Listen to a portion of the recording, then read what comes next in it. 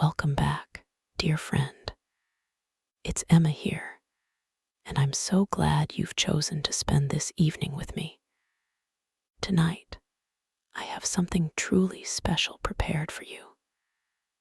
A journey to a place where time moves slowly, where the gentle rhythm of rain becomes your lullaby, and where peace wraps around you like the softest blanket. Before we begin, let's take a moment to settle in together. Adjust your pillow, pull your covers up just the way you like them, and allow your body to sink deeply into your bed. There's nowhere else you need to be, nothing else you need to do.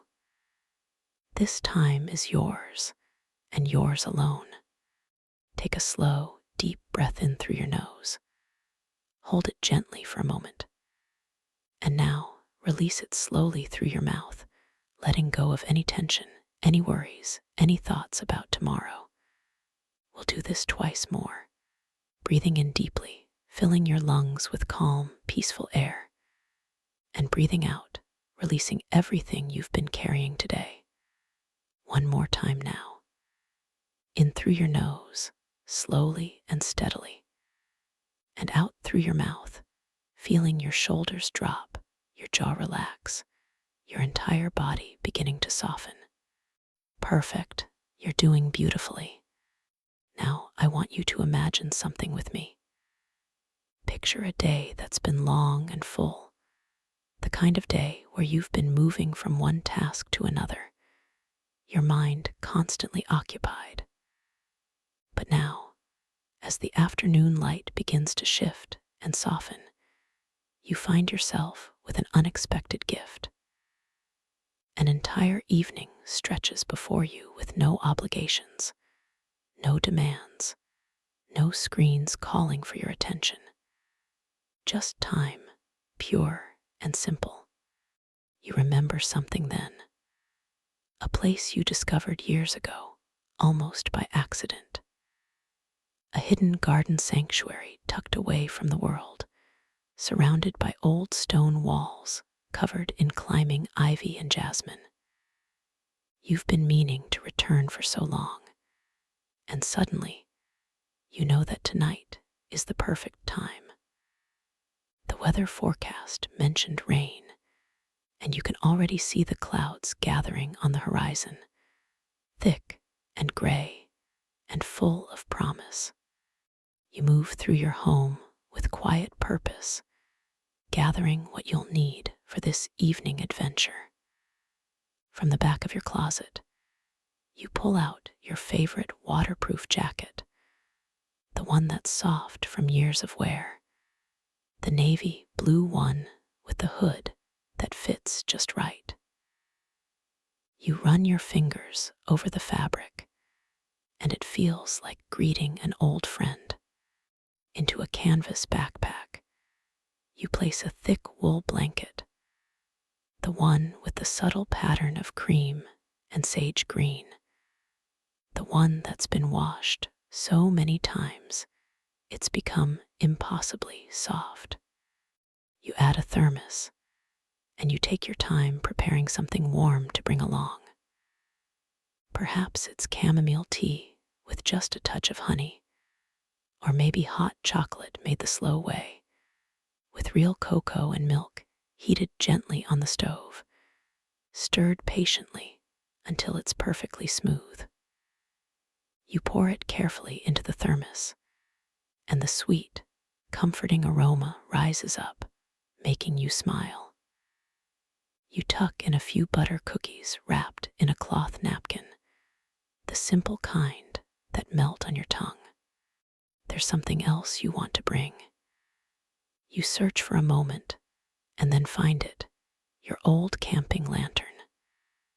It's not fancy, just a simple battery-operated light with a warm amber glow. You test it, and it illuminates your hand with a gentle golden light that feels like captured sunset. Perfect. As you prepare, you can feel the shift happening inside you already. Your breathing has slowed. Your movements have become more deliberate, more present. The usual rush and hurry of daily life is falling away, replaced by this delicious sense of anticipation. You're not rushing toward this experience. You're savoring every moment of preparation because you understand that the journey begins right here, right now, in your own home. You shoulder your backpack, feeling its comfortable weight settle against you. You slip on your jacket, and the fabric whispers softly as you move. At the door, you pause for just a moment, looking back at your comfortable, familiar space. Everything is peaceful here. Everything is safe. And you know that when you return later tonight, this same peace will be waiting for you. But first, there's magic to be found. You step outside, and the first thing you notice is the air. It's changed since this morning. There's a heaviness to it now, a thickness that comes before rain. The temperature has dropped just enough to be refreshing, and you can smell it, that distinctive scent of approaching rain. It's earth and ozone and possibility, all mixed together. The sky above you is a study in gray, layers upon layers of clouds moving slowly, purposefully, like a great celestial blanket being pulled across the world. The late afternoon light is extraordinary. Even filtered through the clouds, it has a quality that's almost golden at the edges, where the sun is fighting gently to peek through. Everything around you seems to glow from within. The leaves on the trees look more green, more alive. The flowers in the gardens you pass seem to be drinking in this pre-rain light, their colors deepening, intensifying. You begin to walk, and your footsteps find an easy, unhurried rhythm. There's no need to rush. You have all the time in the world. The street you're on is quiet, the kind of peaceful that settles over neighborhoods in the early evening. Somewhere in the distance, you can hear the faint sound of wind chimes, their gentle ringing carried on the breeze. A few birds are calling to each other, their songs urgent in that way birds get when they sense weather coming, when they're gathering together and finding shelter. You turn down a familiar path, one that leads away from the main streets. Here, the sidewalk narrows and trees arch overhead, their branches reaching toward each other from both sides, creating a natural canopy. Your feet know this way, even though it's been some time since you last walked it. Isn't it interesting how our bodies remember these things? How certain paths become written into our muscle memory, our cells holding the information of places that have mattered to us. The houses along this path are older, with gardens that have had decades to mature and spread. You pass a hedge of lavender, and even though most of the flowers have faded for the season, you can still catch that distinctive scent, herbal and calming. You slow down even more here, letting your fingers brush gently against the soft, silver-green leaves, and the scent intensifies, releases itself to you like a gift. A slight breeze picks up, and you feel it move through your hair, touch your face with cool fingers. The trees overhead respond with a gentle rustling, their leaves whispering secrets to each other. You notice how the undersides of the leaves are turning upward, that telltale sign that rain is truly on its way. Nature has its own language, doesn't it? Its own way of preparing, of knowing. You continue on, and the path begins to change. The sidewalk ends, becoming a well-worn dirt trail. The houses fall away behind you, and suddenly you're walking between old stone walls, covered so completely in ivy that you can barely see the stone beneath. These walls are older than you can imagine, built by hands long gone, and yet they stand here still, solid and enduring, marking the boundary of something special. The trail curves gently, and you follow it, feeling yourself moving further from the everyday world with each step. The sounds of civilization fade. No more distant car engines, no more voices carrying from neighboring yards. Instead, there's the whisper of leaves, the call of a distant bird, and your own steady breathing. You can feel your heart beating calmly in your chest, that reliable rhythm that has been with you since before you were born, that will accompany you through every moment of your life. And then you see it, the entrance to the garden sanctuary. It's marked by an old wooden gate, weathered to a beautiful silvery gray, with iron hinges that have rusted to a warm, reddish brown. The gate is slightly ajar, as if it's been waiting for you, knowing you would come. Ivy curls around its frame, and climbing roses, their blooms faded now, but still beautiful, weave through the slats.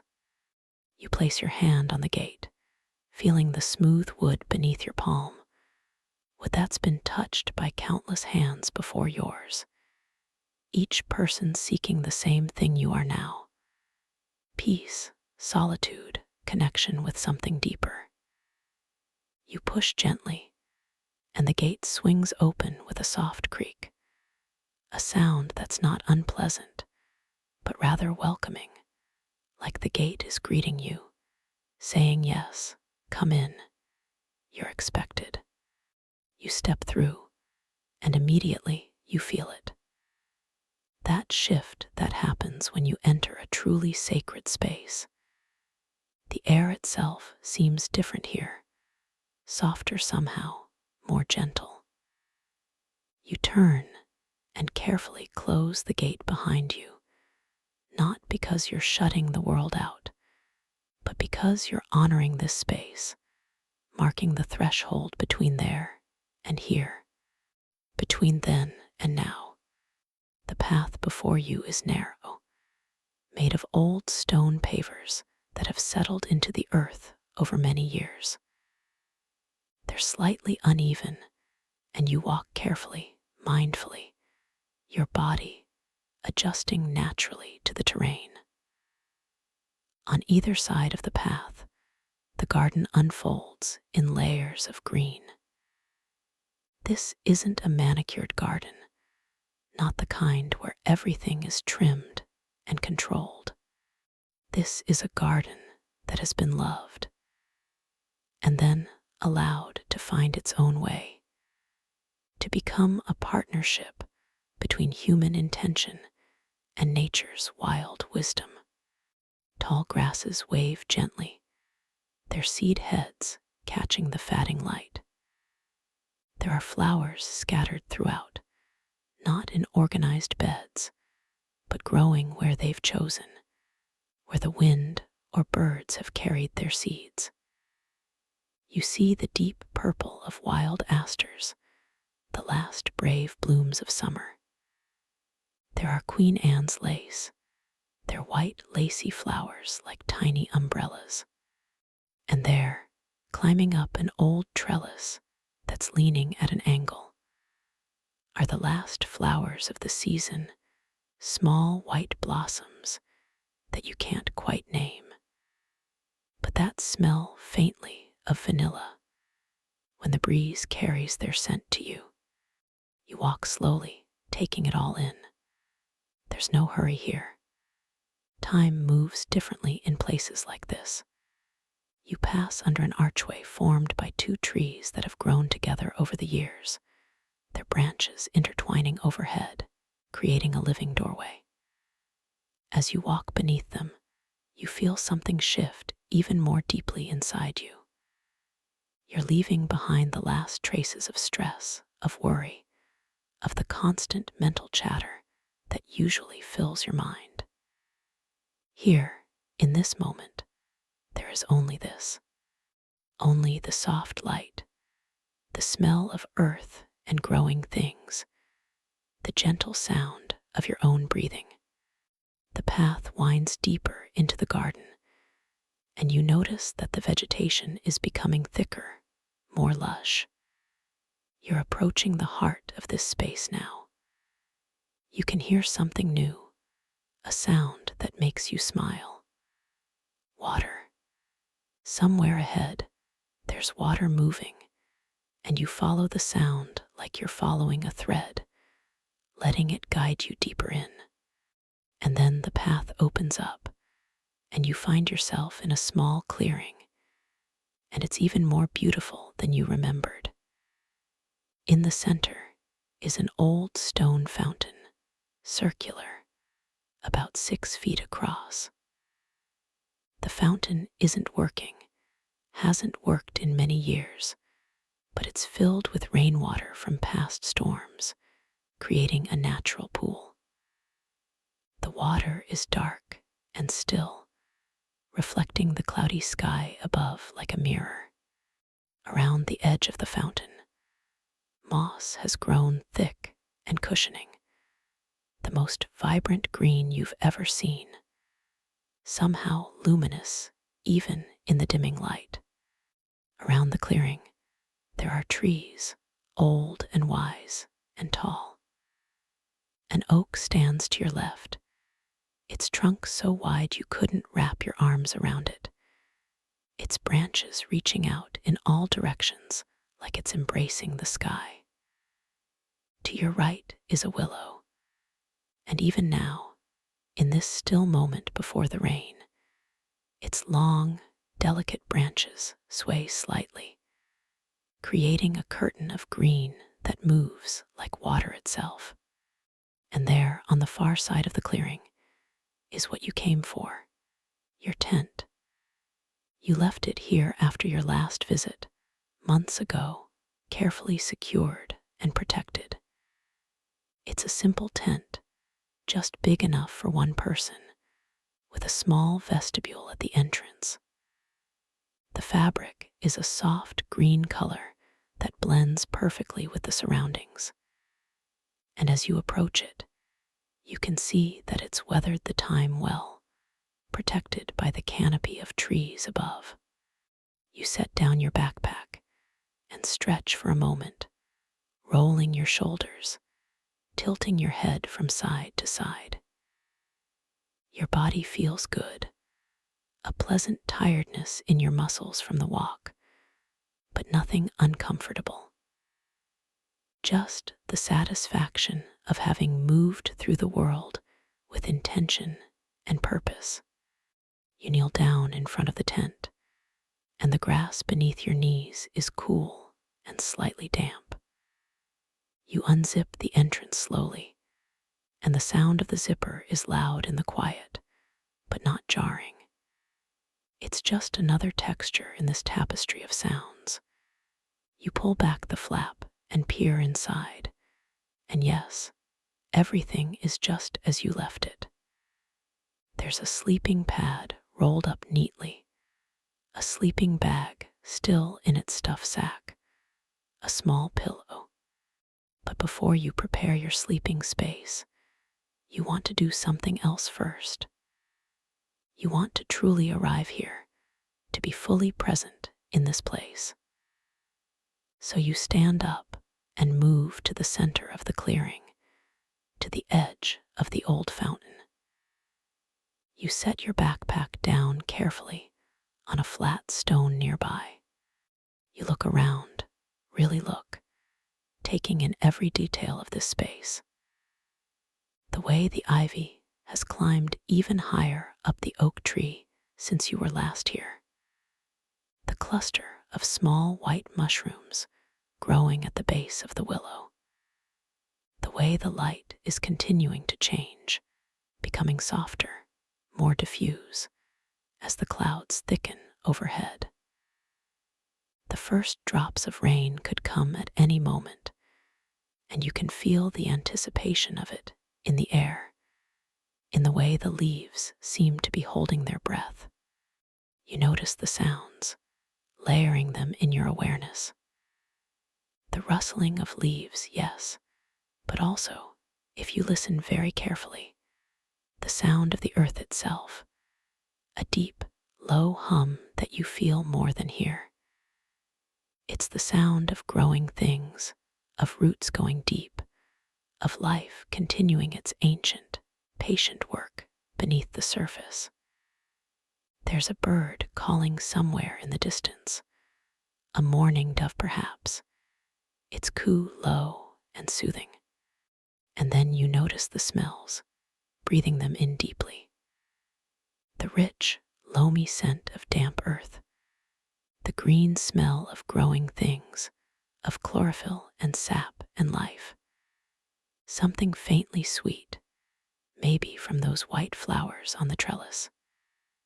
And underneath it all, that distinctive smell that comes before rain, petrichor waiting to be released, the essential oils in the plants and the soil, ready to burst into full aromatic life the moment the first drops fall. You close your eyes for a moment, standing here in the center of this sacred space, and you feel yourself arriving fully. Not just your body, which has been here for several minutes now, but your mind, your spirit, your deepest self. All the parts of you that sometimes scatter throughout the day, pulled in different directions by different demands, they're all coming back together now, coming home to this moment, to this breath, to this perfect, peaceful present. You open your eyes, and the world seems even more vivid now, more real. Colors are deeper. The air feels softer on your skin. You can feel every small movement of the breeze. This is presence. This is what it means to be fully, completely here. You decide to prepare your sleeping space while there's still enough light to see clearly. You return to the tent and begin to pull out your sleeping pad, unrolling it carefully inside the tent. It's a thick foam pad, and as it unfurls, it makes a soft whooshing sound. You smooth it out with your hands, making sure it's positioned perfectly, and the simple act of preparing your bed feels deeply satisfying, almost meditative. Next comes the sleeping bag, and you pull it from its stuffed sack, watching as it expands, the down filling fluffing up, coming back to life. You spread it out on top of the pad, unzipping it partially so you can crawl in easily later when you're ready. You place your pillow at the head, fluffing it once, and then you take the wool blanket from your backpack and fold it neatly, placing it on top of the sleeping bag. You might want this extra layer later, as the night grows cooler, and it's comforting to know it's there, waiting. You're on your hands and knees inside the tent, and you take a moment to look around at this small space that will be your shelter for the night. There's something so primal and satisfying about having a shelter, a safe space. It speaks to something ancient in us, something that remembers when having a dry place to sleep was never guaranteed, when shelter was precious and hard-won. But here, now, you have this perfect little haven. You back out of the tent, leaving the entrance partially unzipped so air can flow through, and you stand up, brushing off your knees. Your sleeping space is ready. When the time comes, when your body is truly ready for sleep, you'll have this comfortable, safe place waiting for you. But you're not ready for sleep yet, not even close. The evening is still young, and there's so much to experience here, so much beauty to drink in. You retrieve your lantern from your backpack and turn it on, adjusting it to its lowest setting. The warm, amber light glows softly, and you set it on a flat stone near the fountain where it can illuminate the space without being too bright, where it can add to the atmosphere rather than overpowering it. The light from the lantern creates dancing shadows on the surrounding trees and plants, and it makes the whole clearing feel even more magical, like something out of a fairy tale or a dream. But this is real. This is happening. You are here now, in this beautiful place, and this entire evening is yours. You sit down on the grass near the fountain, crossing your legs comfortably, and you just breathe. Your back is straight, but not rigid. Your shoulders relaxed, your hands resting loosely on your knees. You're not trying to meditate formally, not trying to achieve anything or get anywhere. You're simply being here, present with what is. And as you sit, you notice something. The light is changing again, shifting into that magical time that photographers call the blue hour. The sun has set somewhere beyond the clouds and the horizon, and the world is taking on that deep, rich blue tone that seems to come from everywhere and nowhere at once. It's not quite dark yet, but it's no longer day. It's the between time, the liminal space, and it's breathtakingly beautiful.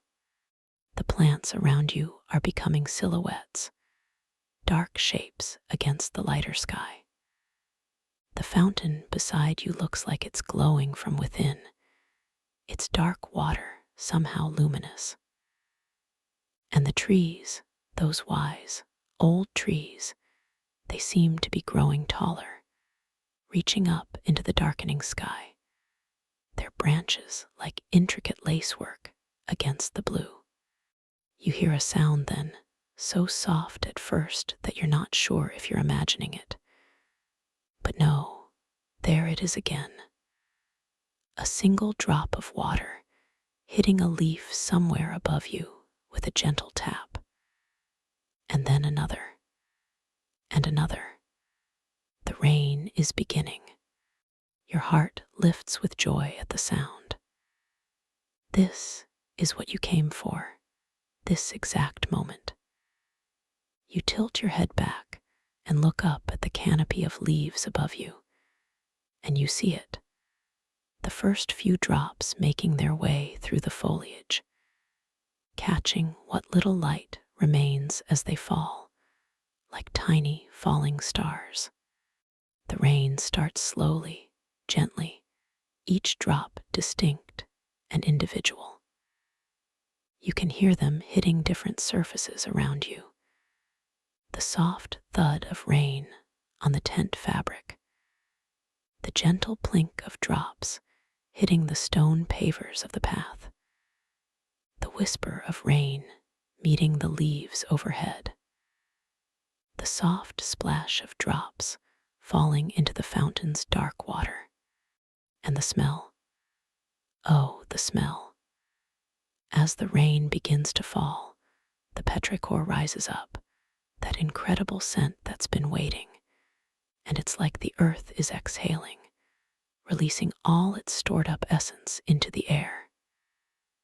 It's sweet and rich and clean all at once, and you breathe it in deeply, filling your lungs with this gift, this perfect distillation of nature and rain and growing things. You remain sitting for a while, even as the rain gradually increases. You're still mostly sheltered under the trees, and you're wearing your waterproof jacket, so you're comfortable. More than comfortable. You're exactly where you want to be, experiencing exactly what you want to experience. The rain finds its rhythm, settling into a steady, gentle patter. Not a downpour, not a storm, but a proper, soaking rain, the kind that the earth has been waiting for, the kind that seeps down deep into the soil, reaching the roots of things, nourishing everything it touches. You can feel the temperature dropping slightly as the rain continues, and you're grateful for your jacket, for the wool blanket waiting in the tent, for the hot drink in your thermos. You're prepared, you're comfortable, you're safe. After a while, you stand up, your legs a bit stiff from sitting, but in a pleasant way, and you decide to walk around the clearing one more time before settling in for the evening. You want to experience this rain from different perspectives, to see how it changes this space that you already know well. You walk slowly along the edge of the clearing, your boots making soft sounds on the wet grass. The rain is gentle on your hood, creating a soft pattering that's almost like a massage for your scalp. You stop near the oak tree and place your hand on its trunk, feeling the rough bark, now slightly wet from the rain. The tree is solid, unmovable, and you can almost feel its deep roots going down, down, down into the earth, anchoring it, connecting it to something vast and ancient. You think about how long this tree has been here. Decades, certainly, maybe even a century or more. How many rains has it experienced? How many seasons? How many people have stood right where you're standing now, seeking the same shelter, the same peace? You're part of a long chain of humans who have found comfort in nature, who have understood that sometimes the greatest wisdom comes from simply being present with the earth and the sky and the rain. You continue your slow walk, passing the willow tree, and you notice how its delicate branches are heavy now with rain, droplets hanging from every stem, catching the glow from your distant lantern. The willow looks like it's decorated with jewels, with tiny diamonds of water, and it's so beautiful you almost want to cry, though you're not sad. Sometimes beauty does that, doesn't it? It fills us so completely that emotion spills over, not from pain, but from the sheer, overwhelming wonder of being alive, of being able to witness something so perfect. You complete your circuit of the clearing and return to the area near your tent and the fountain. The rain is steady now, reliable, and you know it's going to continue for hours. Perfect. You have all night to listen to it, to let it lull you into the deepest, most peaceful sleep you've had in a long time. But before you retreat into your tent, there's one more thing you want to do. You want to have your warm drink, to sit here in this peaceful space with the rain falling around you, and just be with this moment a little longer. You retrieve your thermos from your backpack and unscrew the cap carefully. Even before you pour, you can smell it, the sweet, comforting aroma of your hot chocolate or tea, whichever you chose. You pour some into the cap, which serves as a small cup, and you wrap your hands around it, feeling the warmth seep into your palms, your fingers. You bring the cup to your lips and take a small sip, and the warmth spreads through you, from your mouth down your throat and into your chest, radiating outward. It's perfect. Not too hot, but warm enough to comfort, sweet enough to feel like a treat, and you savor it slowly, not rushing, making this simple pleasure last. As you drink, you watch the rain falling in the glow of your lantern. The droplets look golden as they pass through the light, and then they disappear into the darkness beyond. The whole scene is like something out of a painting, and you're sitting right in the middle of it, not observing from outside, but fully immersed, fully part of this beautiful, rainy night. You take another sip and another, and with each one, you feel yourself relaxing even more deeply. The warmth from the drink spreads through your body, and combined with the cool air and the sound of the rain, it creates the perfect balance, the perfect combination of comfort and freshness, of coziness and aliveness. When you've finished your drink, you carefully pour the rest back into the thermos and seal it, saving some for later, maybe for the morning when you wake up here in this magical place. You tuck the thermos back into your backpack and pull out those butter cookies you packed, the ones wrapped in the cloth napkin. You unwrap them carefully, and even though they're simple, they're perfect. You take one and bite into it, and it's buttery and sweet and slightly crumbly, melting on your tongue. You eat slowly, mindfully, tasting each bite completely before taking another. These cookies taste different here, better somehow, because you're not eating them distracted, not eating them while doing something else. You're just eating, experiencing the taste, the texture, the simple pleasure of nourishment. The rain continues its steady rhythm, and you finish your cookies, brushing the last crumbs from your hands. You're feeling satisfied now, warm from the inside out, your belly comfortable and full, your body tired in the best possible way from the walk here and from being outside in the fresh air. It's time, you realize. Time to retreat into your tent, into your prepared sleeping space, to continue this experience from the comfort and shelter of your little haven.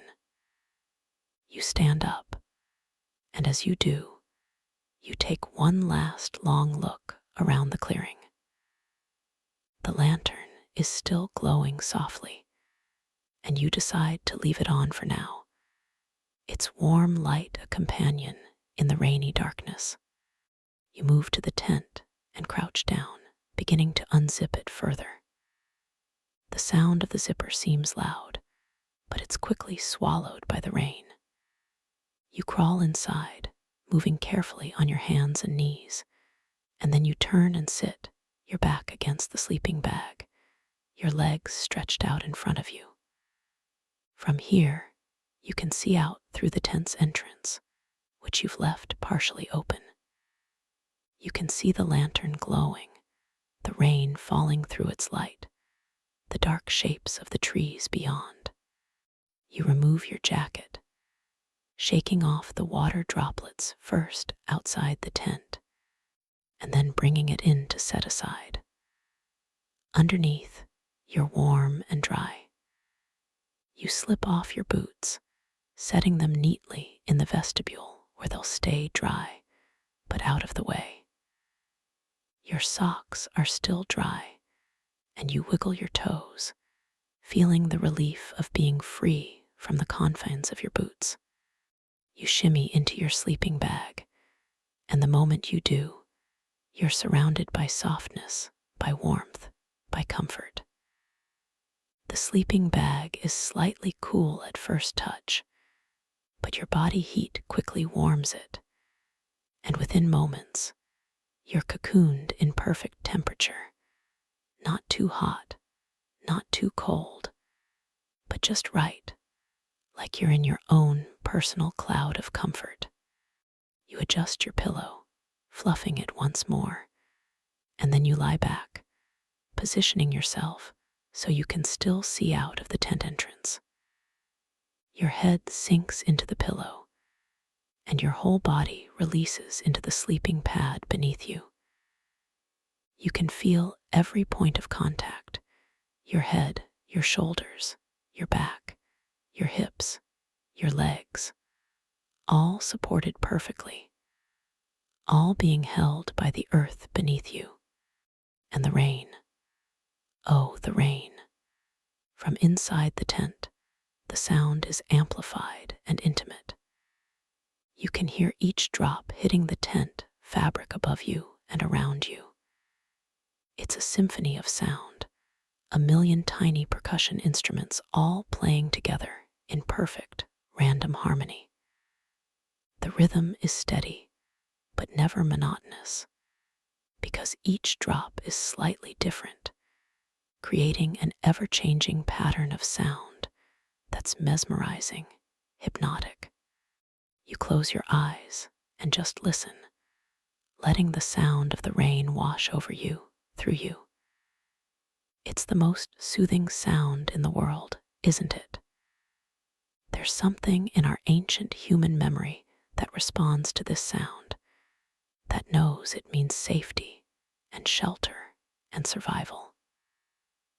Rain means water, means life, means that the earth is being nourished, that everything is as it should be.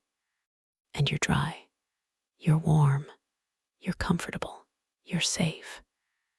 You're in this perfect little shelter while the rain falls all around you. And there's something so deeply, profoundly satisfying about this. You're experiencing the rain, you're part of it, but you're protected from it too. It's the perfect balance.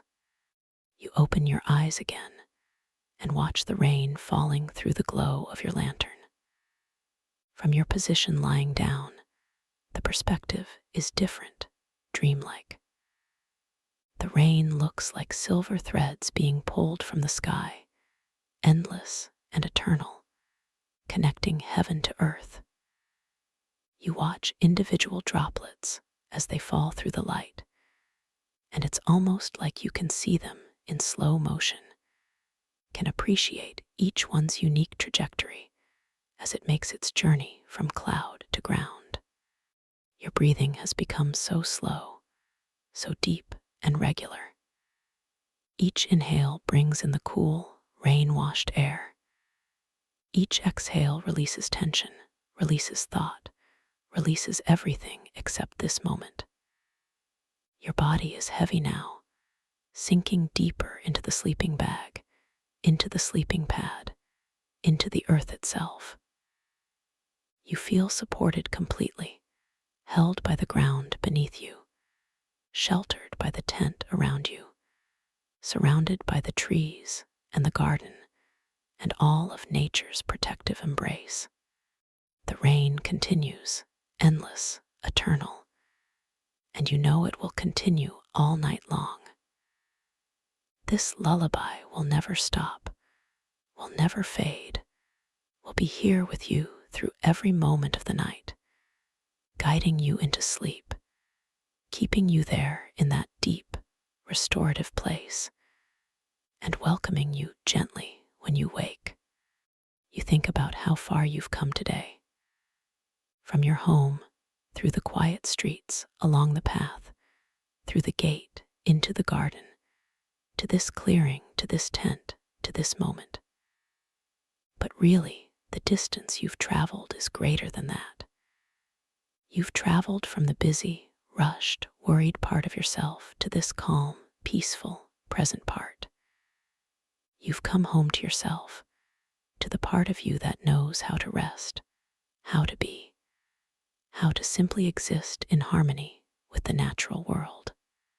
Your eyelids are growing heavy now, so deliciously heavy, like soft velvet curtains slowly closing. But you're not quite ready to surrender to sleep yet. There's still so much to experience, so much to savor about this perfect rainy evening.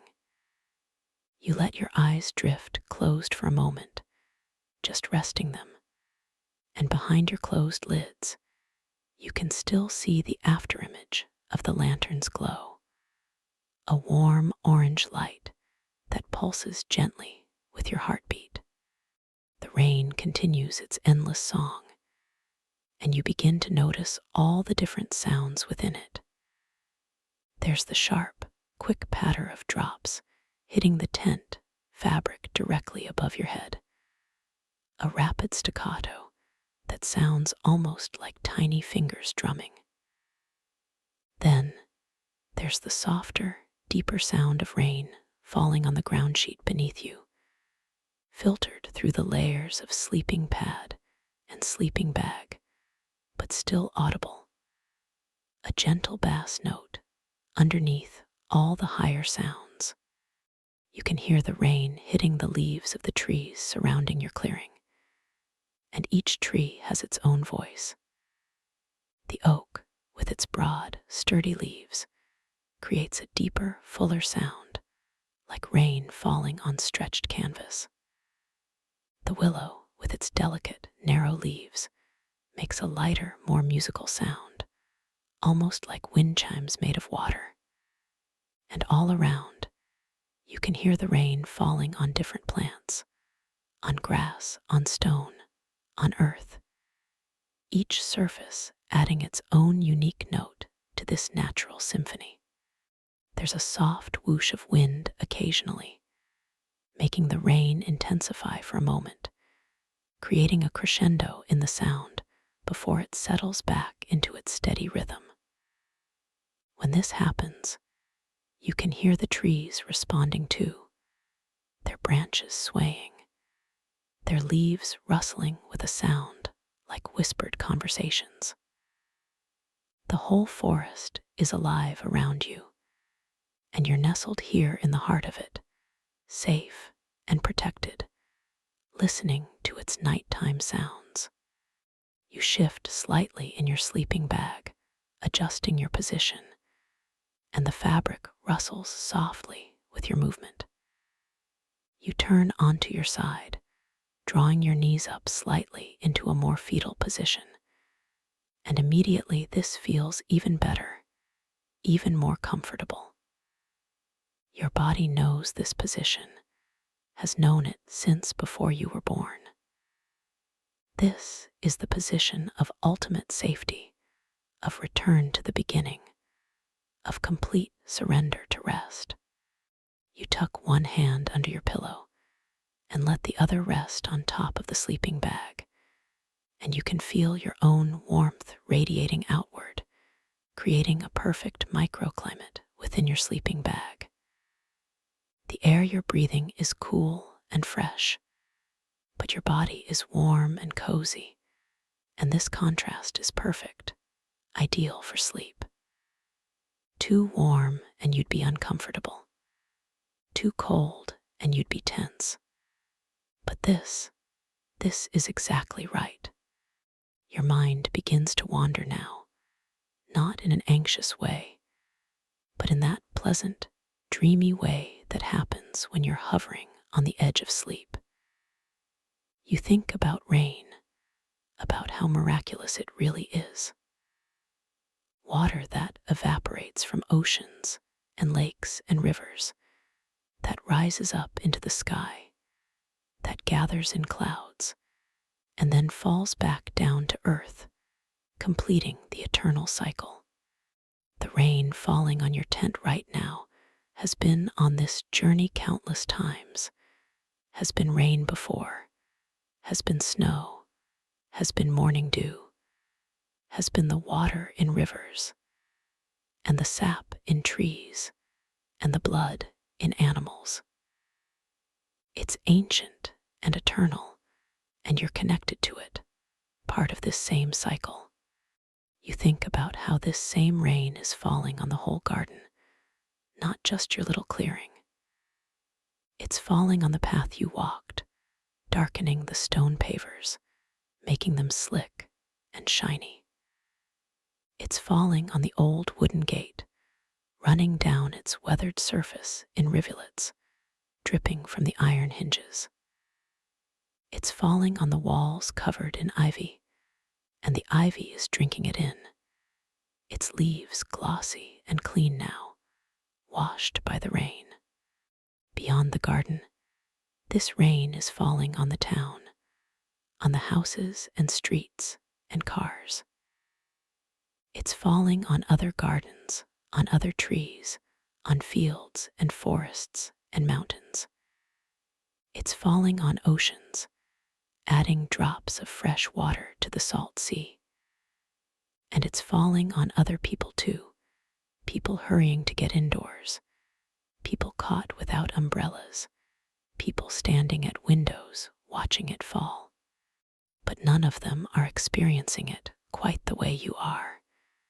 Here in your tent, in this hidden garden, with all the time in the world to simply listen and be. You open your eyes again, just for a moment, and you look out through the tent entrance at your lantern. It's still glowing faithfully, a small beacon in the rainy darkness, and watching it feels deeply comforting, like watching a campfire or a candle flame. There's something primal about light in darkness, something that speaks to our deepest need for safety and warmth. The rain on the tent is creating patterns now, you realize.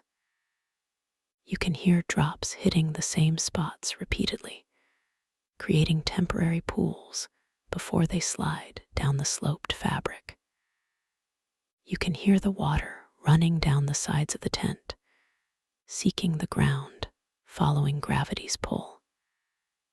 It's like the tent is a small ship, and you're sailing through this sea of rain, protected and dry, while all around you the water flows.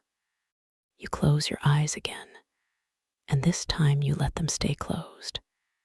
It feels too good to open them. Your eyelids are so heavy, so relaxed, and behind them you see only soft darkness, comfortable and welcoming.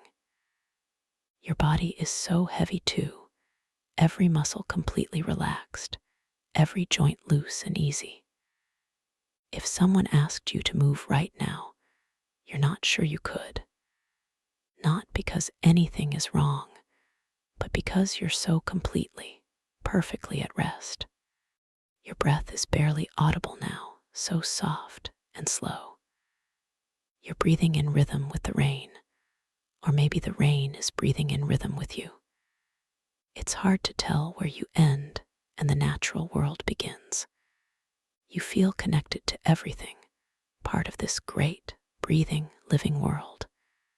The boundary between yourself and the garden seems to dissolve. You are the rain. You are the earth receiving it. You are the trees sheltering above. You are all of it, and it is all of you. Time does something strange now. It doesn't stop exactly, but it loses its usual meaning. You have no idea if you've been lying here for 10 minutes or an hour, and it doesn't matter. There's no clock to check, no schedule to keep, no deadline to meet. There's only this eternal present moment, stretching out in all directions, infinite and perfect. You might drift into sleep for a moment, you're not sure. But then you're aware again, still hearing the rain, still feeling the softness of your sleeping bag, still deeply, wonderfully comfortable. This is what they call the hypnagogic state, that beautiful boundary land between waking and sleeping, where anything seems possible, where logic loosens its grip, and the imagination comes alive. In this state, the sound of the rain begins to transform. Sometimes it sounds like applause, like thousands of people clapping for you, celebrating your existence, honoring the simple fact that you're here, alive, breathing, being. Sometimes it sounds like whispers, like the universe is telling you secrets, sharing wisdom in a language just below the level of words. Sometimes it sounds like music, like the most beautiful symphony ever composed, with movements and melodies and harmonies all woven together in perfect complexity. Float on these sounds, letting them carry you deeper and deeper into relaxation. Your body feels like it's melting into the sleeping pad, becoming one with it, and through it, becoming one with the earth itself. You can almost feel the earth beneath you, not just the surface, but the depth of it, the layers of soil and rock going down and down, all the way to the molten core at the center. You're lying on top of this vast, ancient planet, held by its gravity, warmed by its core, sheltered by its atmosphere. And above you, beyond the tent, beyond the trees, beyond the rain clouds, there are stars. You can't see them right now, but you know they're there, and somehow that knowledge is comforting. The whole universe is out there, vast and mysterious and beautiful, and you're a part of it, a small but essential part. Every atom in your body was forged in the heart of a star billions of years ago. You are literally made of stardust. And when you return to the earth one day, those atoms will go on to become part of something else, continuing the great cycle. But that's far in the future. Right now, you're here, alive, comfortable, safe, listening to the rain. This moment is enough, more than enough. It's everything. You become aware of your heartbeat, that steady, reliable rhythm. It's slower now than it was when you first arrived at the garden, slower than it usually is during the day. This is your resting heart rate, the pace your heart finds when you're truly at peace.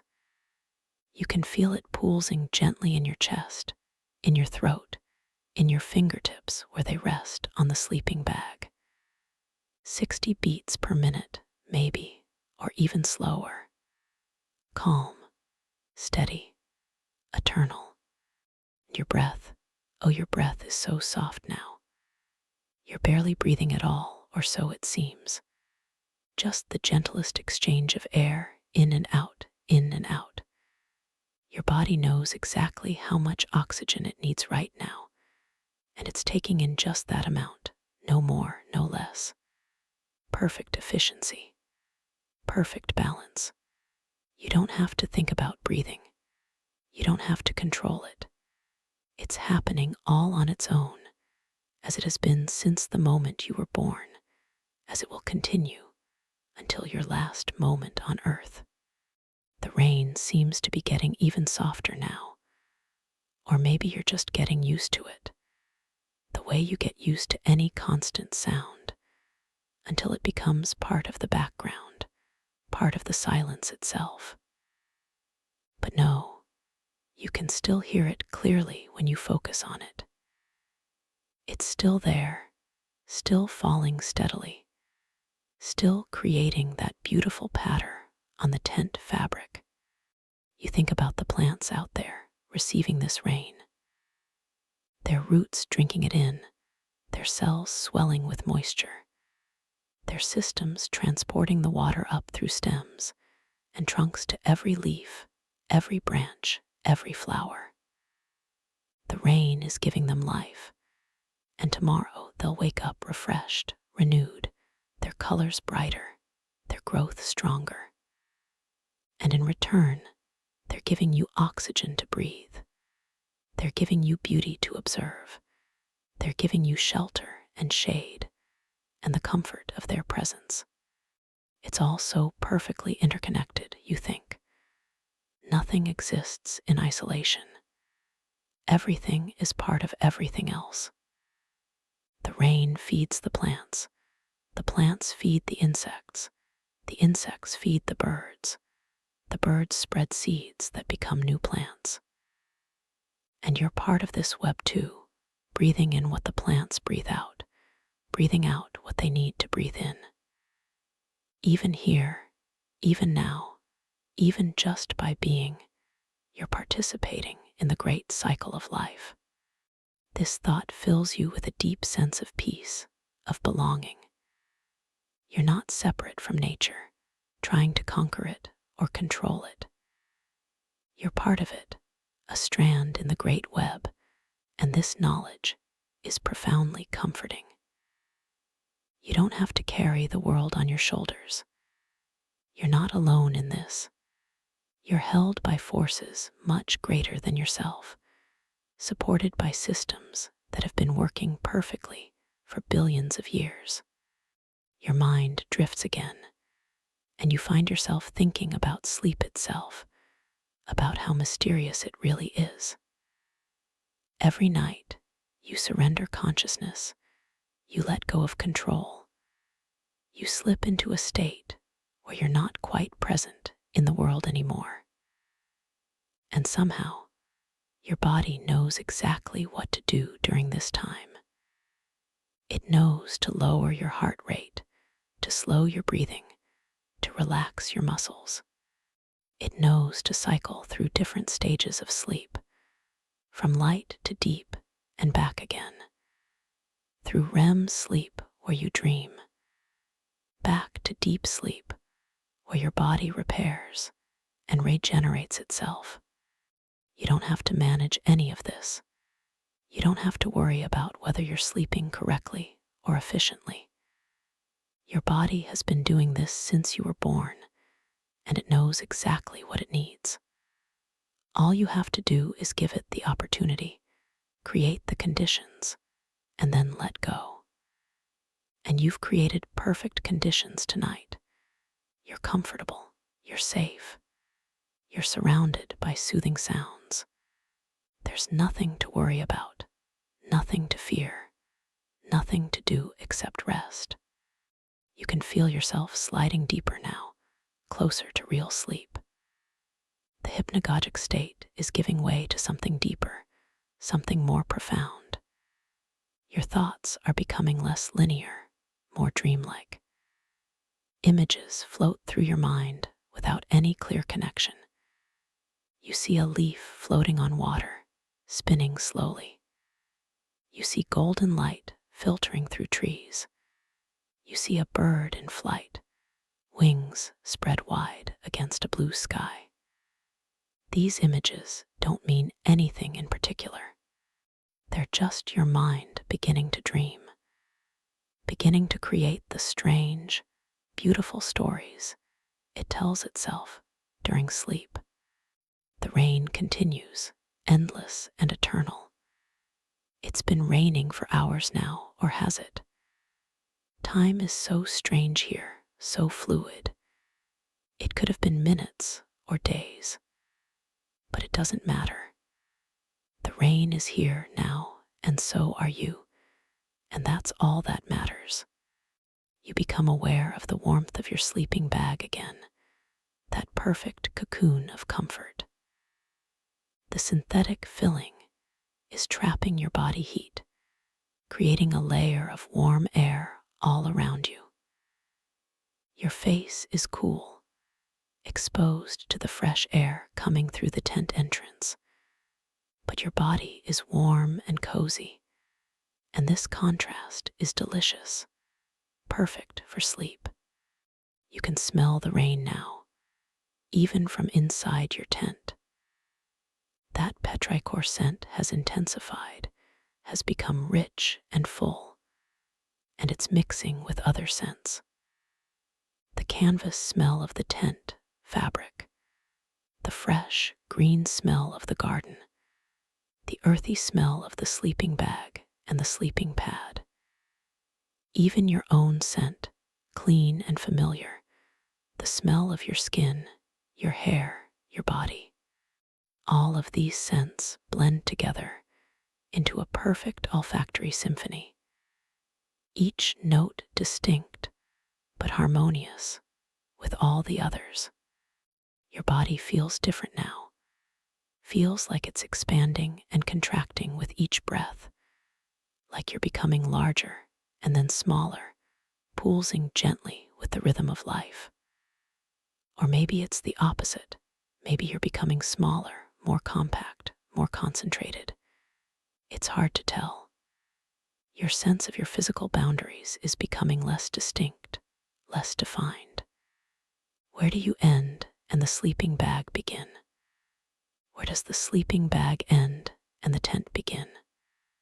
Where does the tent end and the garden begin? It all flows together, all part of one continuous whole. You hear a sound from outside, different from the rain. An owl, perhaps, calling from somewhere in the trees. A long, low hoot that seems to come from very far away and very close at the same time.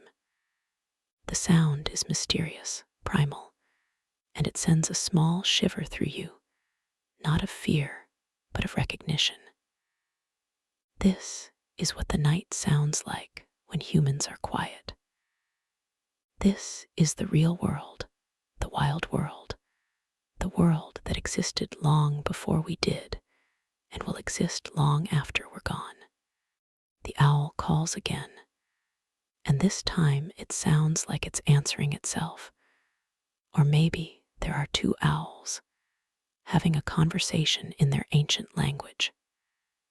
You listen, enchanted, and you feel privileged to be here, to witness this, to be allowed into this secret world that happens when most people are inside, behind closed doors, behind walls, separated from the real pulse of life. But you're not separated.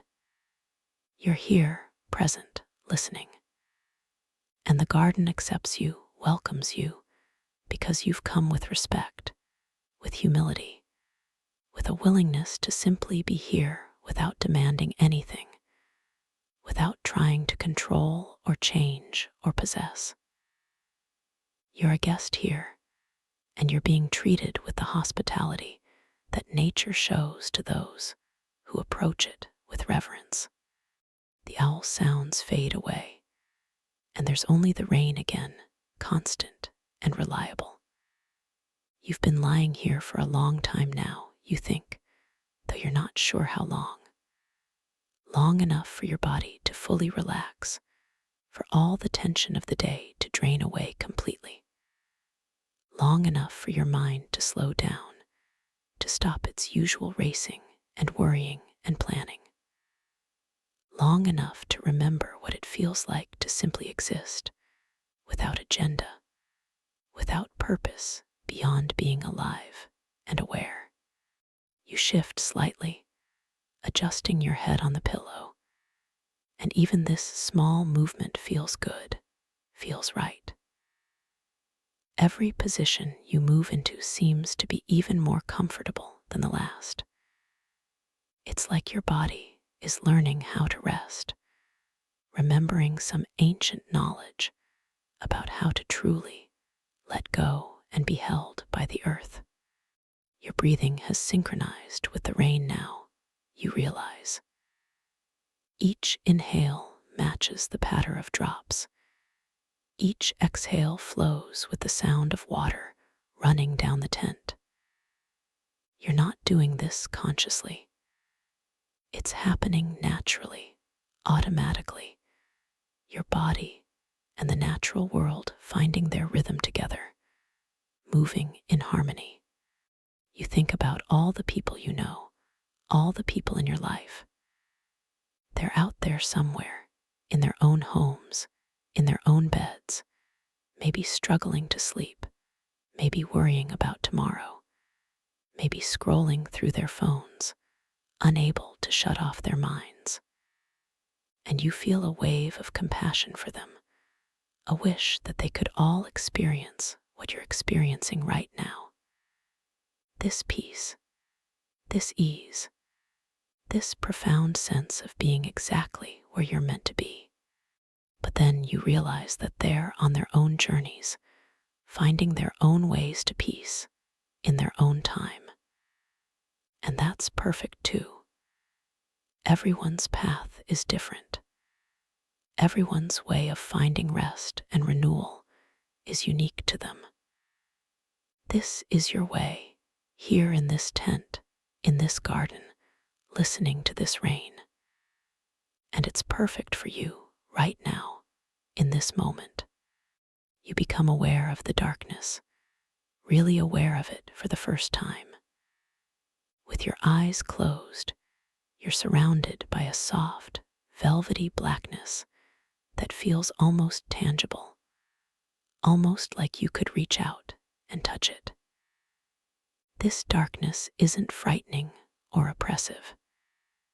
It's comforting, like a soft blanket pulled up over you, hiding you away from the world, giving you privacy and peace and protection. This is the darkness you knew before you were born, before you opened your eyes for the first time and saw light.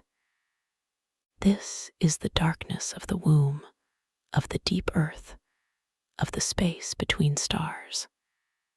It's primal and ancient and completely safe. Nothing can harm you in this darkness. Nothing can reach you here. You're hidden away, protected, held. And in this darkness, you can feel your other senses becoming even more acute. The sound of the rain seems louder, richer, more textured.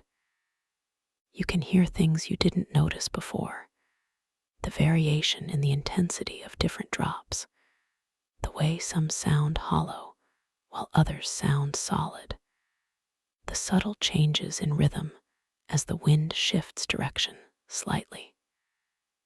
Your sense of touch is heightened too.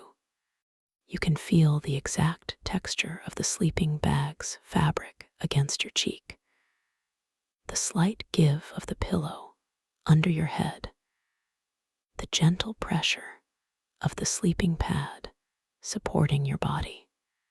Your mind produces another image, and this one lingers.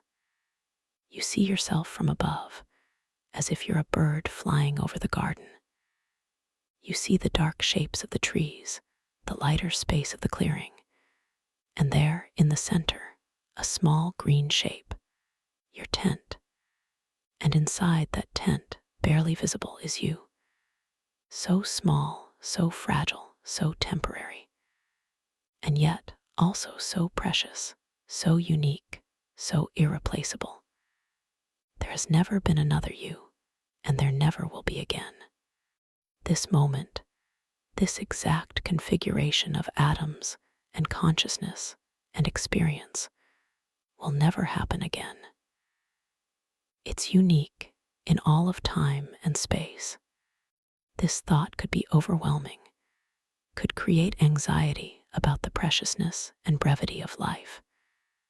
But instead, it just makes you feel grateful. Grateful to be here. Grateful to be alive. Grateful for this body that carries you through the world, for this mind that allows you to think and feel and experience, for this consciousness that makes you aware of your own existence.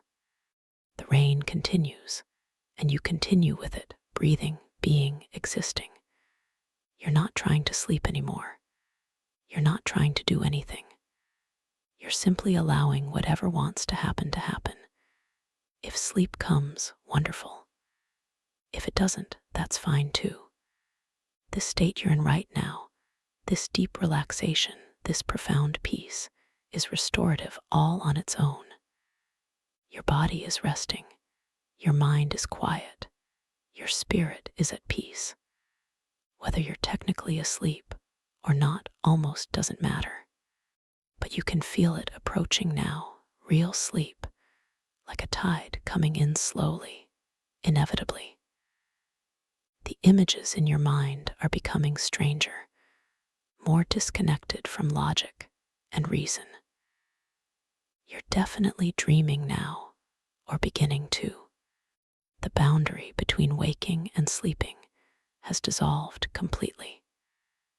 You're in both states at once, and in neither. You're simply floating in consciousness itself, unmoored from the usual anchors of identity and time and place. The rain sounds far away now, even though you know it's still falling on your tent all around you. It's like you're descending into water, going deeper and deeper, and the sounds of the surface world are fading, becoming muffled and distant. You're sinking down into the deep places, the quiet places, the dark, peaceful places where there's nothing to do and nowhere to go and no one to be. Just existence itself, pure and simple and free. Your last conscious thought, if you can even call it a thought, is gratitude. Thank you, you think, though you're not sure what you're thanking or why. Thank you for this day. Thank you for this rain. Thank you for this tent, this sleeping bag, this garden, this earth. Thank you for being alive. Thank you for being able to experience all of this. Thank you, thank you, thank you. And then, finally, gently, like a leaf settling onto still water, you slip into sleep. Real sleep, deep sleep. The kind of sleep where hours pass in what feels like seconds, where your body does its nightly work of healing and regenerating and processing, where your mind sorts through the day's experiences and files them away, where your consciousness rests completely, suspended in the vast ocean of unconsciousness that we all swim in every night. The rain continues to fall, patient and steady, a lullaby that will sing you through the night. The trees stand watch around your clearing, guardians in the darkness. The earth holds you safely, as it always has, as it always will. And you sleep deeply and peacefully, more restful than you've been in weeks, maybe months. Time moves differently in sleep. What might be hours in the waking world feels timeless here, suspended in the deep rest your body has been craving.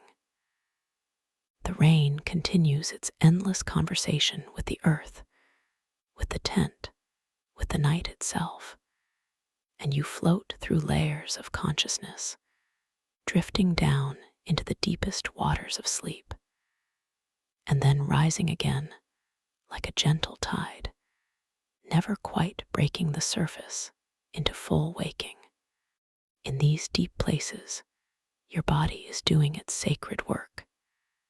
Cells are repairing themselves, proteins are being synthesized, memories are being consolidated and stored. Your immune system is strengthening itself. Your muscles are releasing their held tension. Your organs are working in perfect harmony to maintain the miraculous balance that keeps you alive. All of this happens without your conscious effort, without your awareness. Your body knows exactly what to do, has known since you were formed in your mother's womb, cell by cell, breath by breath. The rain is still falling when you drift closer to the surface of consciousness, not quite waking, but becoming dimly aware of your surroundings again. How long have you been sleeping? It could be midnight. It could be 3 in the morning. It could be almost dawn. There's no way to know, and it doesn't matter.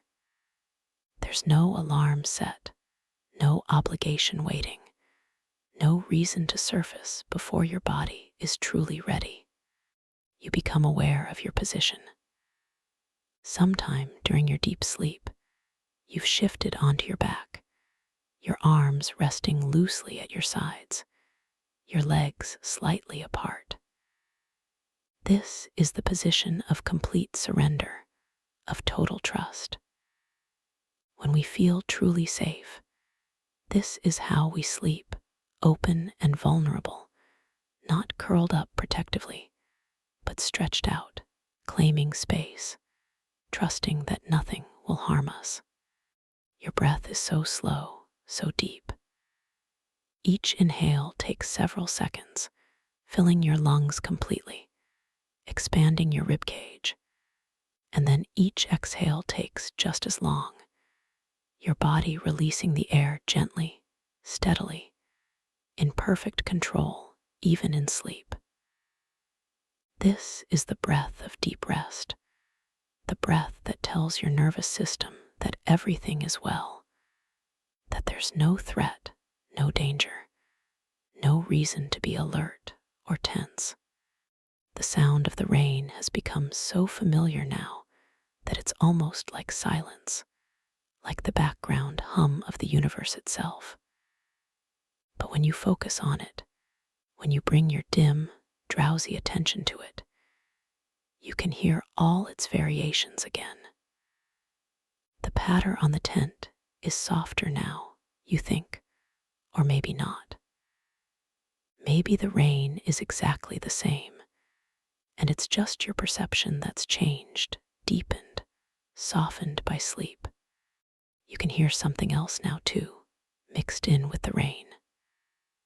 The sound of water dripping, slow and rhythmic from the branches of the trees.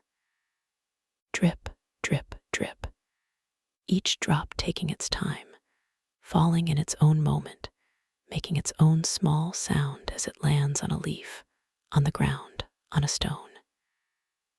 This sound is somehow even more soothing than the rain itself, more hypnotic, and you find your consciousness following each drop, tracking its fall, and in doing so, drifting deeper again. Your mind is producing dreams now, or has been producing them all along, though you're only dimly aware of them. They're not the vivid, narrative dreams of REM sleep, but the strange, fragmentary images of deeper sleep. Colors swirling, sensations of floating, faces appearing and dissolving, places you've never been, but somehow recognize. These dreams don't make logical sense, don't follow any story, but they feel important somehow, feel like your psyche processing things that can't be processed in waking life, working through emotions and experiences in this symbolic, non-verbal language. One image surfaces more clearly than the others. You're walking through a forest, but the trees are made of water, translucent and flowing, and you can see right through them to other forests beyond, layer upon layer of forests, infinite and eternal. The ground beneath your feet is soft, like walking on clouds, and each step you take sends ripples outward, ripples that turn into birds that fly up into a sky that's simultaneously day and night, sun and moon existing together in perfect harmony. This dream image lingers for a moment, and you feel something like understanding, though you couldn't put it into words. Something about layers, about seeing through things, about the hidden depths beneath the surface. And then the image fades, dissolves, and you're drifting again, deeper, away from images and thoughts entirely, down into the vast, dark, peaceful place where there are no dreams at all, just existence itself, pure and simple and complete. Your body shifts slightly, some automatic adjustment seeking even greater comfort, and your hand moves to rest on your stomach. You can feel the slow rise and fall of your breathing beneath your palm, and this connection to your own body, this awareness of your own life force, is deeply comforting. You are alive. You are breathing. You are here. Everything else is just detail, just decoration on the fundamental fact of your existence. The temperature inside your sleeping bag is perfect. A consistent warmth that's neither too hot nor too cold. Your body has created its own ecosystem here, a perfect microclimate that's exactly suited to your needs. The air you're breathing is cool and fresh, carrying the scent of rain and earth and growing things. But your body is warm and relaxed, and this balance is ideal, precisely calibrated for the deepest rest. You drift for a time that could be minutes or hours. In this state, time has no meaning. There's only the eternal present, stretching out in all directions, infinite and unchanging. The past is just a memory, faint and distant. The future is just a concept, unreal and unimportant. There's only now, only this moment, only this breath, only this heartbeat.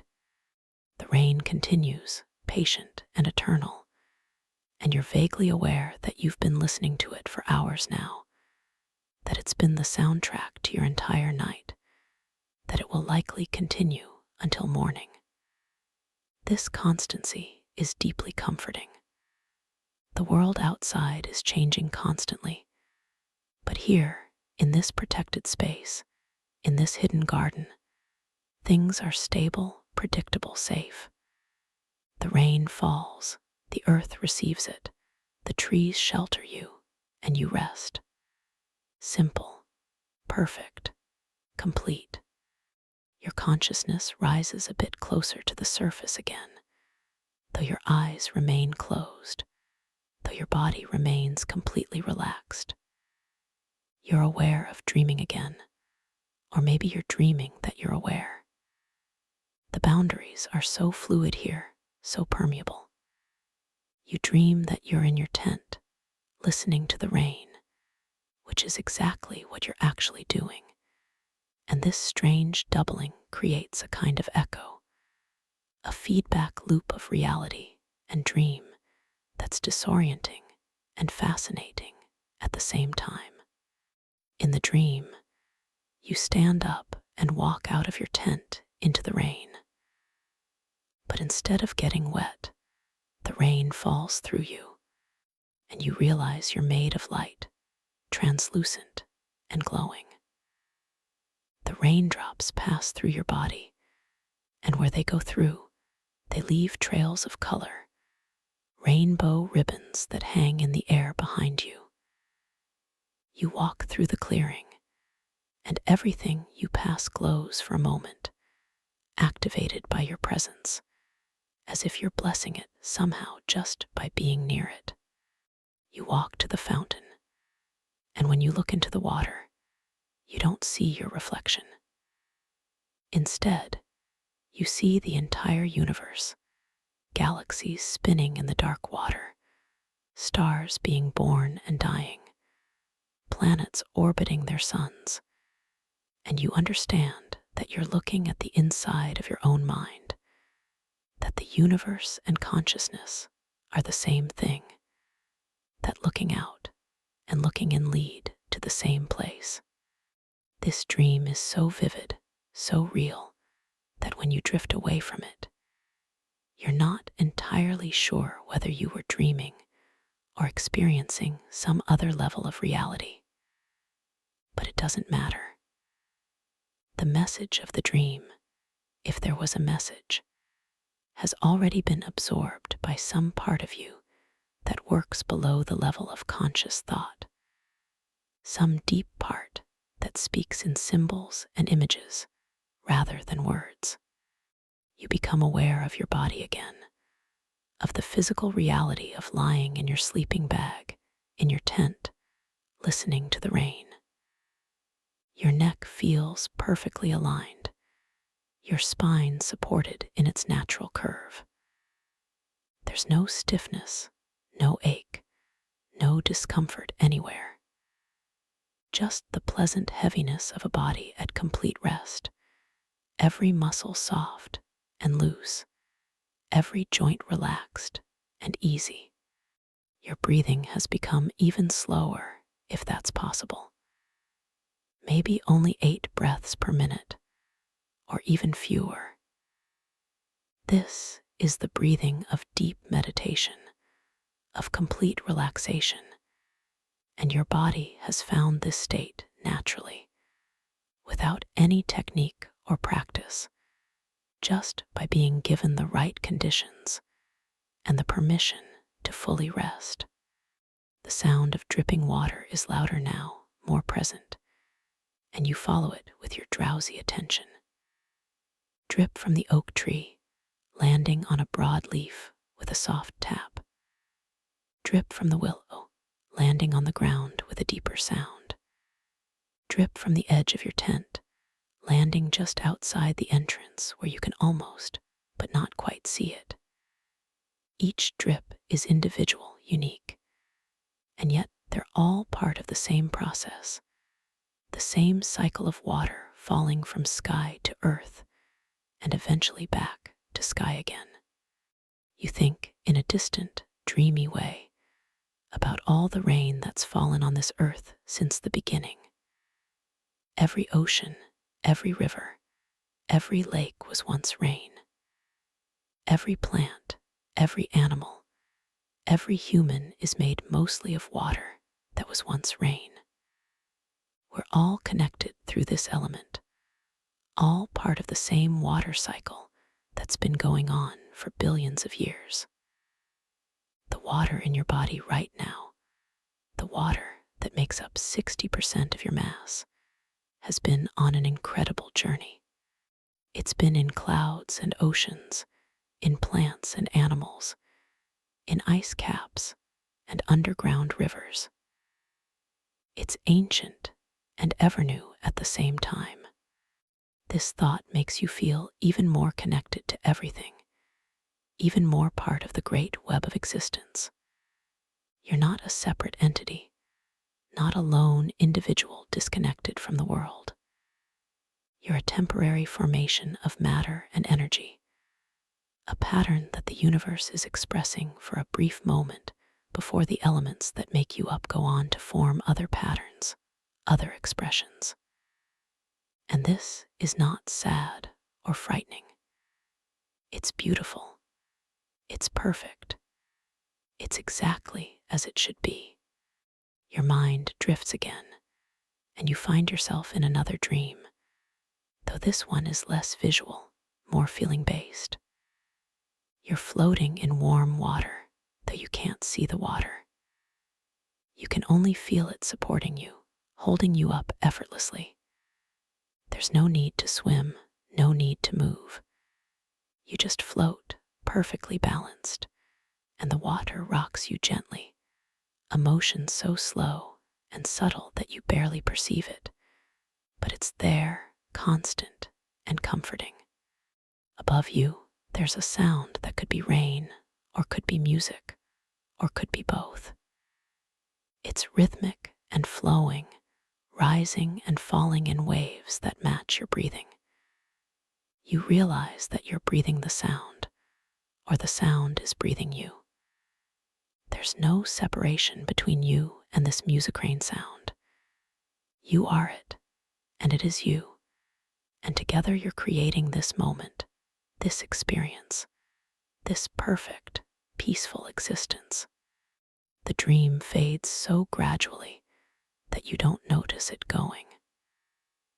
You're just aware, suddenly, that you're back in your tent, in your sleeping bag, still listening to the actual rain, still breathing slowly and deeply, still floating in that vast ocean of rest and relaxation.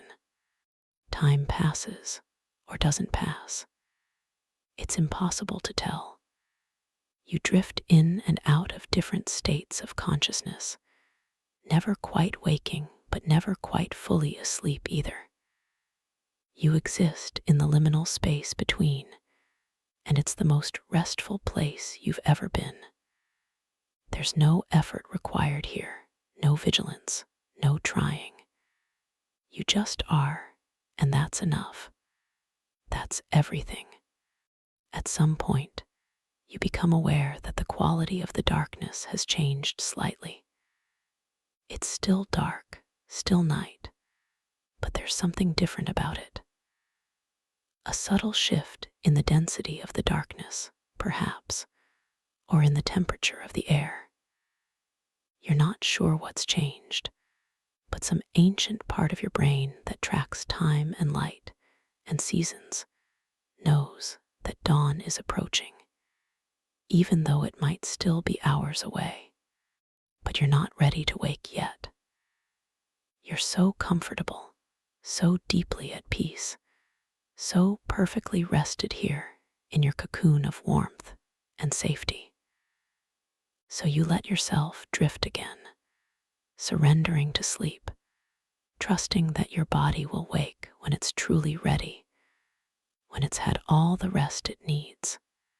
The rain continues, your faithful companion through the night, and you sleep on, cradled by the earth, sheltered by your tent, protected by the trees, held by the great mystery of existence itself. Sleep, deep and dreamless and perfect. Sleep that heals and restores and renews. Sleep that you'll wake from feeling more refreshed than you have in months, maybe years. But that's for later. For now, there's only this. Only sleep. Only peace. Only the rain falling endlessly, blessing everything it touches, including you. Something is different. You sense it before you're fully aware of what it is. Some subtle shift in the quality of the world around you. Your consciousness is rising slowly, gently, like a bubble floating up through calm water, taking its time, in no hurry to reach the surface. You're not quite awake yet, but you're no longer in the depths of sleep either. You're somewhere in between, in that delicious state where dreams and reality blend together, where you're aware of your body, but not yet fully connected to it. The rain, that's what's different. It's changed. Not stopped, but changed. The steady, heavy patter that accompanied you through the night has softened into something lighter, more delicate.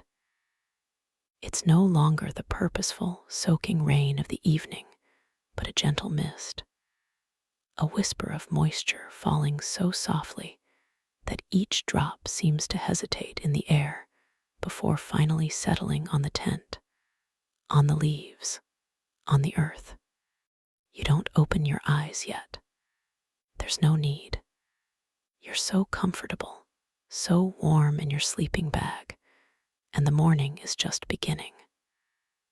There's all the time in the world to wake up slowly, to ease into the day rather than being jolted into it. Your body knows there's no alarm, no deadline, no reason to rush, and it's savoring this gift, this rare opportunity to wake naturally, at its own pace. You take a slow, deep breath, and even your breathing feels different than it did in the night. It's deeper somehow, fuller, as if your lungs have expanded during the night, as if you can take in more air than before. The oxygen fills your chest, travels through your bloodstream, reaches every cell in your body, and you feel them waking too, each tiny cell stretching and beginning its daily work. You become aware of your body, piece by piece. Your toes wiggling slightly inside your sleeping bag, warm and comfortable. Your legs stretched out fully, relaxed and rested.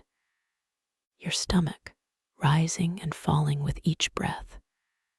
Your arms loose at your sides, your fingers curled softly.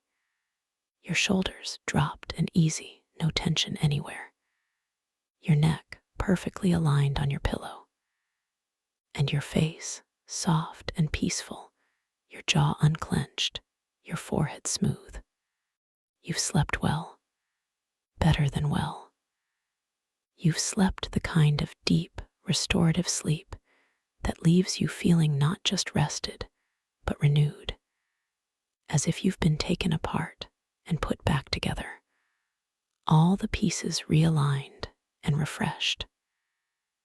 This is what sleep is supposed to feel like, what it felt like when you were a child, before the worries and stresses of adult life made rest more difficult. Slowly, gradually, you allow your eyelids to flutter open, just barely, just enough to see through your lashes. The world is dim, but not dark. There's light, soft and gray and diffuse, the light of very early morning when the sun hasn't yet risen, but the earth knows it's coming, when the darkness is retreating slowly, reluctantly, giving way to day. Through the partially open entrance of your tent, you can see the clearing, and it looks transformed, magical, like something from a fairy tale. Everything is wet, glistening with moisture. The grass, the stones around the fountain, the tree trunks, all of it is dark with water. And in the dim morning light, everything seems to glow from within, as if each plant, each stone, each drop of water is holding a tiny piece of light inside it. The mist is visible now that your eyes are open. You can see it hanging in the air, not quite fog, but heavier than just humidity. Tiny droplets suspended in space, making the air itself visible. It softens everything, blurs the edges of things, creates a sense of mystery and magic. The trees at the edge of the clearing fade into this mist, becoming less solid, more like suggestions of trees, like the memory of trees. You watch the mist for a while, not quite thinking, just observing. It moves so slowly, swirling in patterns too subtle to see directly, but visible in their effects, in the way it thickens and thins, in the way it catches what little light there is and seems to glow. This is the breath of the earth, you think, the exhalation of the soil and the plants, mixing with the last of the rain, creating this liminal space between air and water. The sound of the gentle rain or mist, or whatever it is now, is so soft that it's barely audible. Just the quietest whisper, a sound you have to strain to hear. But when you do hear it, it's beautiful, like the earth is murmuring to itself, telling secrets in a voice too low for most people to catch. But you're listening now, really listening, and you can hear it. And there are other sounds too, sounds that were covered by the heavier rain during the night, but are audible now in the quiet of early morning. Birds, not many yet, just a few early risers, the brave ones who sing in the dim light before dawn. You hear a robin first, its clear, liquid song rising and falling. Then a sparrow, chirping cheerfully. And somewhere in the distance, a crow caws once, twice, its voice harsh, but somehow still fitting, still part of the morning's orchestra. These bird songs make you smile, still lying in your sleeping bag, still warm and comfortable. The birds are greeting the day, celebrating the morning, and their joy is contagious. You feel it rising in your own chest, a quiet happiness, a contentment so deep it almost brings tears to your eyes. When was the last time you woke up feeling this peaceful, this grateful for simply being alive? You shift slightly, rolling onto your side so you have a better view out of the tent entrance, and you prop your head up on your hand. From this position, you can see more of the clearing, can watch the morning continue to unfold. The light is growing stronger, almost imperceptibly, but you can see it happening if you pay attention. The gray is becoming lighter, the shadows less deep, the mist beginning to thin just slightly. Your lantern, you notice, has gone out at some point during the night. It sits there on its stone, dark and silent now, its battery finally depleted after hours of faithful service. You're grateful for it, for the warm light it provided, for the comfort of its glow in the early evening. But you don't need it now.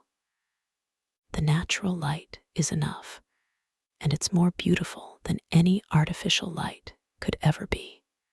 You lie there for a long time, just watching, just being present with the morning as it happens. There's no urge to get up, no restlessness, no impatience. You're content to be exactly where you are, to experience this slow awakening, to be a witness to the world coming back to life after the night. The mist is definitely thinning now. You can see that. It's rising, being pulled up by the warming air, dissipating into the atmosphere. As it lifts, the trees become more solid, more present, their details emerging from the blur. You can see the texture of their bark now, the individual leaves, the way the water droplets cling to every surface, making everything sparkle in the growing light. The fountain in the center of the clearing is beautiful in this light. The water that has collected in it overnight is perfectly still, a dark mirror reflecting the lightening sky above. Around its edge, the moss is more vibrant than ever, a green so intense it almost hurts to look at, a green that seems to contain all the life force of the earth concentrated into one small space. You watch as a single drop of water falls from a branch overhead and lands in the fountain with a soft plop. The rings spread out from the center, perfect circles expanding, until they reach the moss-covered edge and disappear. The surface settles again, becoming mirror smooth, and you wait to see if another drop will fall, but it doesn't. That one drop was a gift, a small moment of action in the stillness, and now the stillness returns, and it's perfect. Your stomach makes a small sound, not quite a growl, but a gentle reminder that you haven't eaten since those cookies last night, that your body would appreciate some nourishment. You remember your thermos, still in your backpack, still holding some of that warm drink you prepared yesterday evening. It will be cool now, of course, but that's fine. Even cool, it will taste good, will provide comfort and a bit of energy, but you're not quite ready to move yet.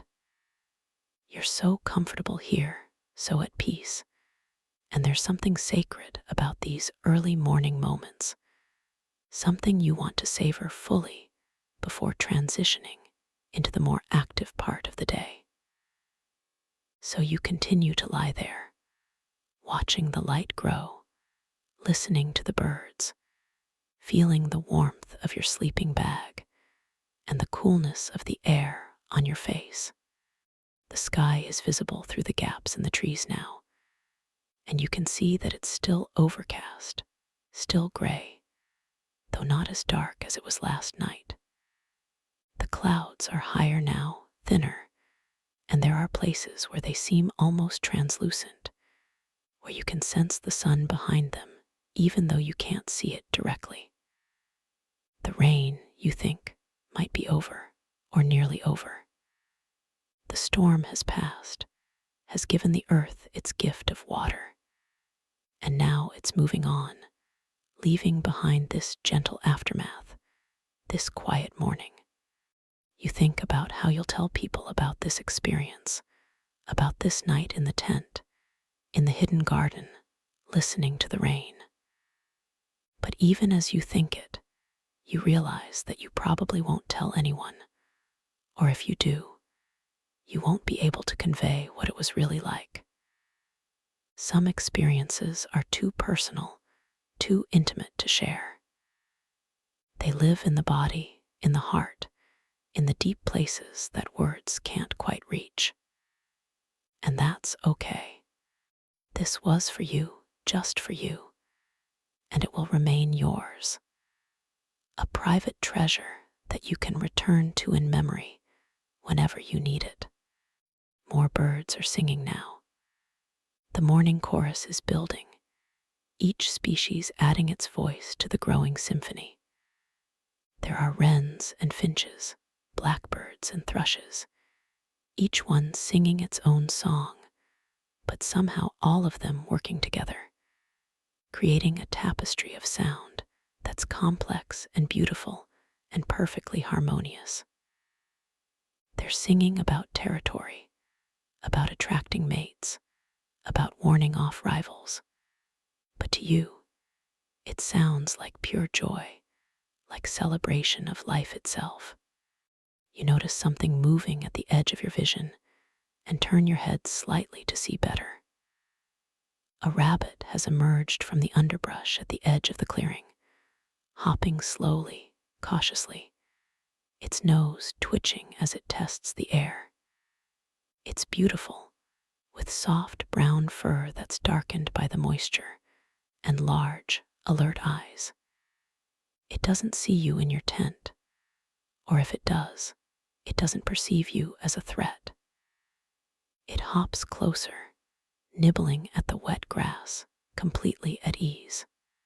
You hold perfectly still, not wanting to startle it, and you watch as it moves around the clearing, stopping occasionally to eat, its powerful back legs folded beneath it, ready to spring away at the first sign of danger, but for now relaxed, trusting the morning peace. There's something almost meditative about watching it, about observing this wild creature going about its simple business of survival, of eating and being alive. After a few minutes, the rabbit hops away, disappearing back into the undergrowth, and you're left with the gift of that encounter, the privilege of having witnessed that small moment of wildness. The garden is sharing its secrets with you, welcoming you into its community, and you feel honored, grateful to be accepted here. The light continues to strengthen, and you can see colors now, not just shades of gray. The green of the grass and leaves, the brown of the tree bark, the white of the remaining mist. The world is painting itself back into existence, and you're watching it happen, breath by breath, moment by moment. Your body is ready to move now. You can feel it, that subtle restlessness that says you've rested enough, that it's time to greet the day more actively. Slowly, carefully, you sit up in your sleeping bag, and the change in position feels good, your muscles stretching, your spine lengthening, your blood flowing more actively. You reach your arms up over your head and stretch, feeling the pleasant pull in your shoulders, your back, your sides, and you let out a small sound of satisfaction. You unzip the sleeping bag and emerge from it, and the air is cool on your body, a welcome contrast to the warmth you've been cocooned in. You're still in the clothes you slept in, and they're slightly rumpled but comfortable. You push the sleeping bag aside and crawl toward the tent entrance, moving slowly, respectfully, not wanting to disturb the peace of the morning with sudden movements or loud sounds. You sit at the entrance of your tent, your legs still inside, but your upper body emerging into the morning air, and you just breathe for a moment, taking in the full experience of this new day. The air is so fresh, so clean, washed by the night's rain and filled with the sense of wet earth and growing things. You breathe it in deeply, filling your lungs, and it feels like you're breathing in life itself, like you're taking the essence of the garden into your body. You reach for your boots in the vestibule and pull them on, not lacing them tightly, but just enough to protect your feet. Then you reach for your jacket, which is still slightly damp on the outside, but dry inside, and you slip it on, appreciating the warmth it provides.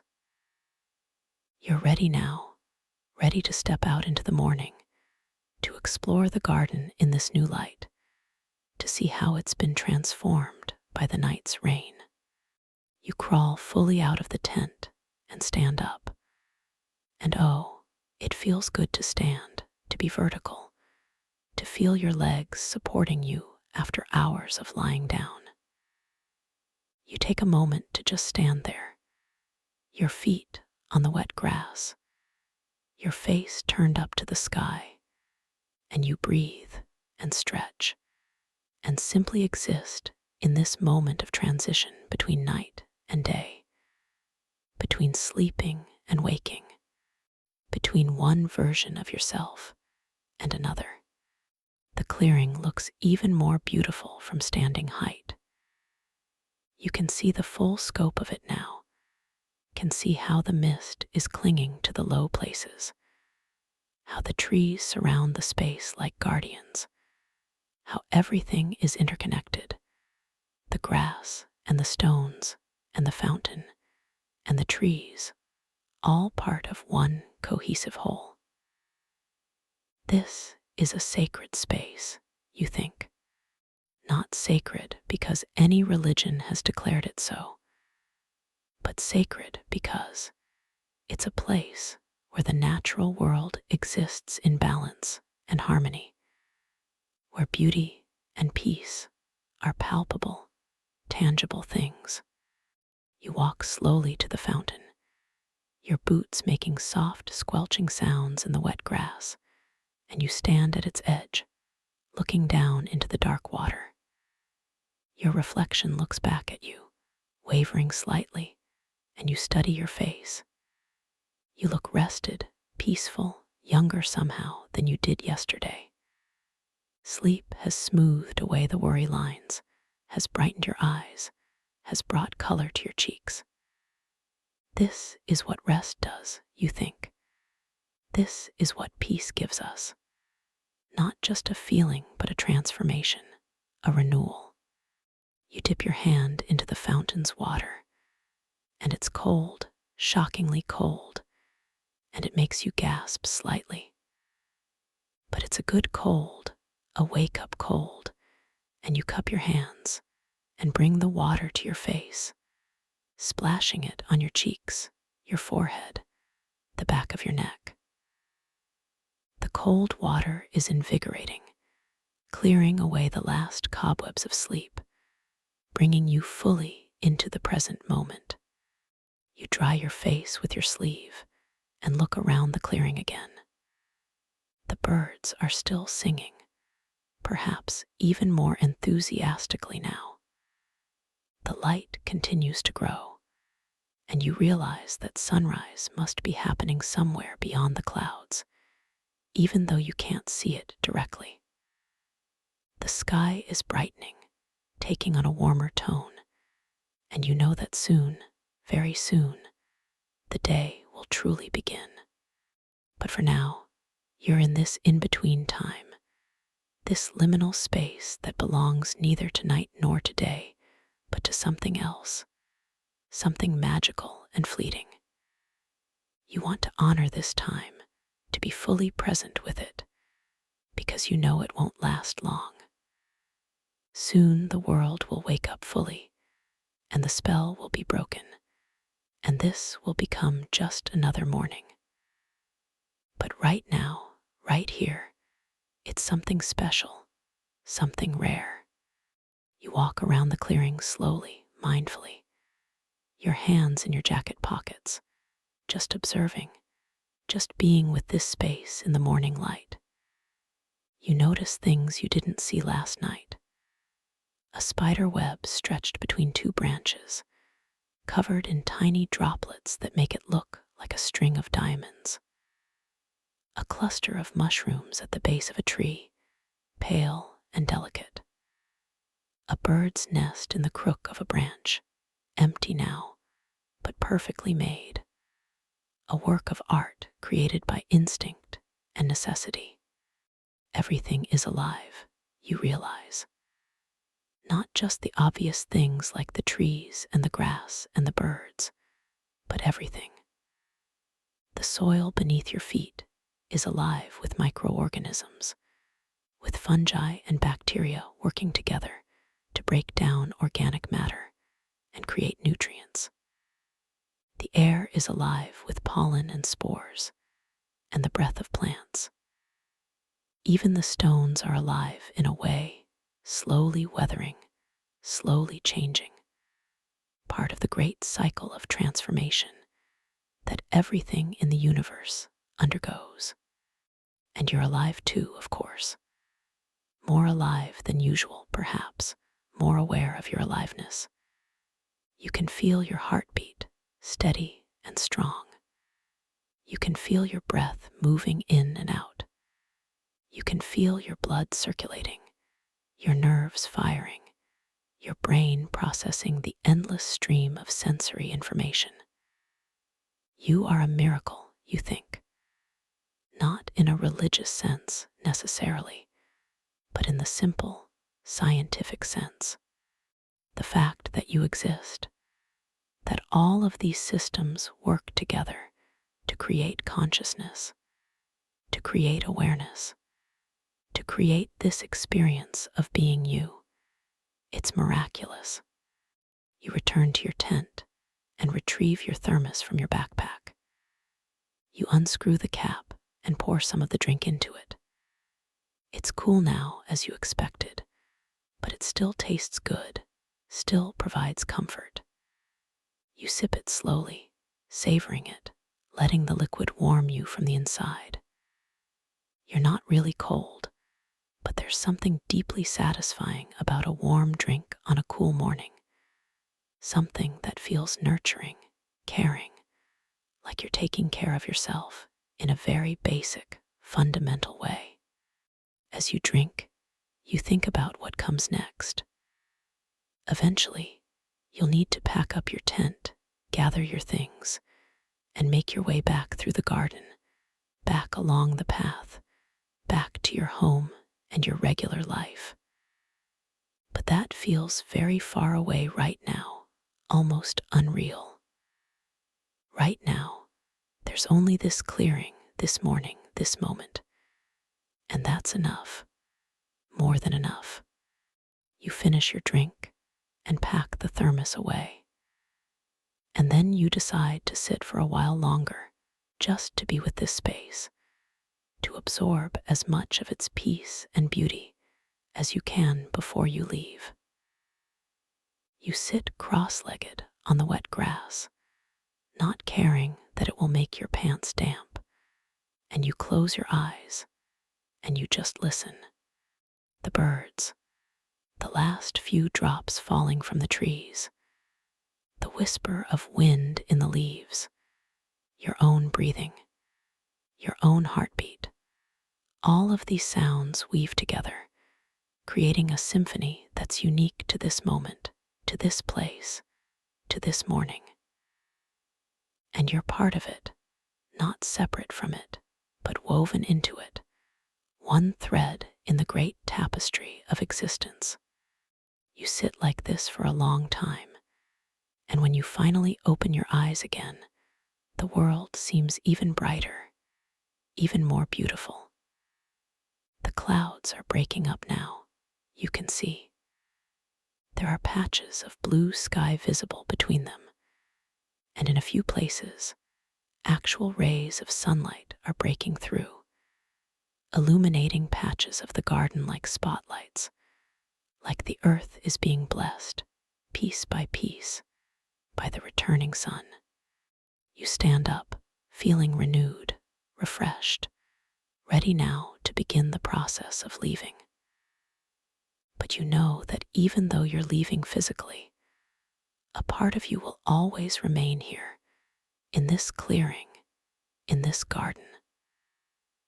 And a part of this place will remain with you, carried in your heart, in your memory, in the very cells of your body that have been transformed by this experience. You stand in the center of the clearing, taking one last long look around, wanting to commit every detail to memory.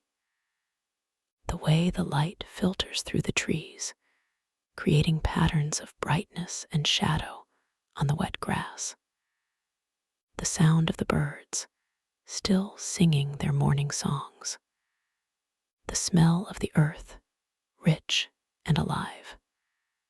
The feeling of peace that permeates this space, that has seeped into your bones during your night here. But it's time now. Time to gather your things, to pack up your temporary home, to prepare for the journey back. There's no sadness in this, not really. You're not leaving forever. This garden will still be here, waiting for you whenever you need it again. And more importantly, you're taking something with you, something precious and permanent. The peace you found here, the rest you've experienced, the connection you felt with the natural world, all of this is now part of you, woven into your being. You walk back to your tent and kneel down at the entrance, beginning the process of packing up. You do this slowly, mindfully, not rushing, treating each item with care and attention. First, you roll up your sleeping bag, pressing out the air, making it compact, and then stuffing it into its sack. The fabric is cool and slightly damp on the outside from the humidity, but inside it's still warm from your body heat, still holding the memory of your sleep. Next comes the sleeping pad, which you roll carefully, making sure to get all the air out so it compresses properly. Your hands move automatically through these motions, muscle memory from camping trips past, but you stay present with each action, aware of what you're doing, grateful for these simple objects that provided such comfort during the night. You fold your wool blanket, smoothing out the wrinkles, creating neat, precise edges. The blanket is slightly damp from the humidity too, but it will dry quickly once you're home. You tuck it into your backpack, along with your thermos and the cloth napkin that held your cookies. Everything has its place. Everything fits together perfectly. And there's something satisfying about this, about packing efficiently, about bringing order to your belongings. The tent itself is the last thing to pack, and you take your time with it. First, you remove the stakes, pulling them gently from the wet earth, cleaning the mud from their tips with your fingers. You collect them all, counting to make sure you have each one, and place them in their small bag. Then you collapse the tent poles, the sections sliding apart with soft clicks, and you lay them carefully to the side. The tent fabric is wet, of course, covered in moisture from the rain and the morning mist, and you know it will need to be dried properly when you get home to prevent mildew. But for now, you shake it out gently, getting off as much water as you can, watching the droplets fly through the air and catch the growing light, creating tiny, momentary rainbows. You fold the tent loosely, not trying to get it into its stuff sack, knowing that's nearly impossible with wet fabric. Instead, you'll carry it under your arm, letting it air out during your walk back. You gather all your belongings together, double-checking the area to make sure you haven't forgotten anything, haven't left any trace of your presence except the flattened grass where your tent stood, and even that will spring back in a day or two. With everything packed, your backpack on your shoulders, your tent under your arm, your jacket zipped up against the morning coolness, you stand in the clearing one more time. The sun has broken through the clouds more fully now, and shafts of golden light are streaming down through the trees, illuminating the space with a warm, honey-colored glow. The garden is transformed again, no longer the misty, mysterious place of early morning, but something brighter, more vibrant, more alive. You walk to the fountain one last time and place your hand on the moss-covered stone edge. It's soft and damp beneath your palm, and you can feel the life in it, the tiny organisms that make up this moss, all working together to create this perfect cushion of green. You whisper a thank you, barely audible, not sure who or what you're thanking exactly, but feeling gratitude so deeply that it needs to be expressed somehow. Thank you for the shelter, you think. Thank you for the peace. Thank you for the rain and the rest and the renewal. Thank you for reminding me what it feels like to truly be present, to truly be alive. Thank you for this gift of time and space and solitude. Thank you, thank you, thank you. You turn and begin walking toward the path that will lead you out of the clearing, back through the garden, back to the gate, back to the world. Your footsteps are soft on the wet grass, and you walk slowly, in no hurry, still savoring these last few moments in this sacred space. As you reach the edge of the clearing, you turn back one more time, looking at the space where you spent the night. You can see the flattened grass where your tent was, the stone where your lantern sat, the fountain in the center, the trees standing guard all around. It looks peaceful, complete, perfect. And you realize that you're not really leaving it behind. You're carrying it with you, in your heart, in your memory, in your very cells. You continue onto the path, and the garden embraces you as you walk through it. The plants seem greener this morning, more vibrant, fed by the night's rain. Flowers that were closed yesterday evening have opened now, turning their faces toward the emerging sun. Spider webs glisten between branches, architectural marvels of silk and dew. Everything is fresh, renewed, reborn. You walk past the old trellis with its climbing white flowers, and you stop for a moment to really look at them, to appreciate their delicate beauty. Each flower is perfect, 5 white petals arranged in a star shape with a small golden center. They smell faintly of vanilla and honey, and you breathe in their scent, adding it to your catalog of memories from this place. Further along the path, you notice the way the trees create a canopy overhead, their branches interweaving, creating a living tunnel of green. Water drips from the leaves occasionally, landing on your jacket, on your hair, cold and refreshing. You welcome these drops, these last kisses from the rain, these final blessings before you leave. You hear a rustling in the undergrowth beside the path and pause, waiting to see what emerges. A small bird, a wren perhaps, hops out onto the path ahead of you, cocking its head to look at you with one bright, curious eye.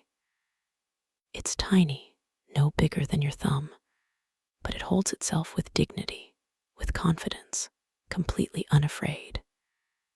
You stand perfectly still, not wanting to startle it, and for a moment, you and the bird simply regard each other, two living beings sharing a moment of connection. Then the wren chirps once, a sharp, clear note, and hops away into the undergrowth on the other side of the path, disappearing into the green shadows. You smile at the encounter, at the gift of that brief moment of connection with another creature. The garden is sharing its inhabitants with you, letting you see its hidden life, and you feel honored. You continue walking, and the path begins to curve, leading you closer to the entrance, closer to the boundary between this sacred space and the ordinary world. You can see the stone walls now, covered in their curtain of ivy, and ahead, you can just make out the shape of the wooden gate. Your pace slows even more. You're not reluctant to leave exactly, but you want to make this transition mindfully, consciously, not just rushing through it. You want to honor the threshold, the boundary between here and there, between this experience and what comes next. You reach the gate and stop before it, setting down your backpack and tent for a moment. You place both hands on the weathered wood of the gate, feeling its texture, its solidity, its age. This gate has been opened and closed thousands of times by thousands of hands, each person coming to this garden seeking something: peace, solitude, connection, beauty. And the gate has welcomed them all, has opened for them all, has granted them all access to this sanctuary. You push the gate open slowly, and it swings on its rusty hinges with that same soft creak you heard when you entered yesterday evening. On the other side is the trail, the path that will lead you back through the neighborhoods, back to the familiar streets, back to your home. The world outside looks the same as it did when you left, but you know you're not the same. You've been changed by this experience, transformed in ways both subtle and profound. You step through the gate and then turn back, pulling it closed behind you, hearing the latch click into place. You stand there for a moment with your hand still on the gate, feeling the transition happening inside you, the shift from the timeless space of the garden back into the world of time and schedules and obligations. But you're not the same person who walked through this gate yesterday evening. That person was tired, stressed, disconnected from themselves and from the natural world. The person standing here now is rested, peaceful, renewed. You carry the garden with you now, carry the memory of rain and sleep and silence, carry the wisdom that comes from simply being present with the world as it is. You shoulder your backpack again, tuck your tent under your arm, and begin walking down the trail. The morning is fully here now, the sun breaking through the clouds more and more, warming the air, evaporating the moisture from the night's rain. Steam rises from the wet pavement ahead, creating a mist that glows in the sunlight, and you walk through it like you're walking through clouds. The trail leads you back to the sidewalk, back to the street with its older houses and mature gardens. A few windows are lit now, people beginning their mornings, starting coffee, getting ready for their days. You wonder if any of them know about the garden, about the hidden sanctuary just a short walk away. Probably not. It's one of those places that reveals itself only to those who are looking, who are ready, who need it. You pass the lavender hedge again, and its scent is stronger this morning, released by the moisture and the warming air. You pause to touch the leaves again, to bring that scent to your fingers, and you realize you're smiling. You've been smiling for a while now, you think. Not a forced smile, not a social smile, but a genuine expression of contentment, of joy, of gratitude for being alive. The walk back goes quickly, or seems to. Maybe it's because you're not carrying tension anymore, not weighted down by worry and stress. Or maybe it's because you're so present with each moment that time seems to flow differently, more smoothly. You notice things you didn't see on your way to the garden yesterday. A splash of bright red flowers in someone's yard. A cat sitting in a window, watching the world go by. A handwritten sign advertising fresh eggs for sale. The world is full of small beauties, you think, small kindnesses, small moments of grace. We just have to slow down enough to notice them, to be present enough to receive them. The night in the garden has taught you this, or reminded you of it. You knew it once, maybe when you were younger, and then you forgot it in the rush and noise of daily life. But now you remember, and you hope you'll continue to remember, even when you're back in your regular routine. You turn onto your own street, and there's your house, familiar and welcoming. You've only been gone for one night, but it feels longer somehow, like you've been on a journey that covered far more distance than the physical miles you walked. You've traveled to the depths of rest, to the heart of peace, to the core of your own being. And that's a journey that has no real distance, no maps, no measurable length. You reach your door and pause before going in, turning to look back the way you came. Somewhere out there, beyond the houses and the streets, is the garden. Still there, still peaceful, still offering its gifts to whoever needs them. And you can return whenever you want, whenever you need that deep rest, that profound peace, that connection to something larger than yourself. But you also realize that you don't have to physically return to the garden to access what it gave you. The peace is inside you now. The rest has restored you from within. The connection you felt with the natural world, that's part of you now, woven into your being. You can access it anytime through memory, through breath, through simply pausing and being present with whatever moment you're in. This is the real gift of the garden, you understand. Not just the experience itself, but what the experience has taught you, what it has awakened in you. The capacity for peace has always been there inside you. The garden just helped you remember it, helped you access it, showed you the way back to yourself. You open your door and step inside, and your home welcomes you with its familiar smells and sounds and sights. Everything is exactly as you left it, and yet it all looks different somehow. Brighter, clearer, more precious.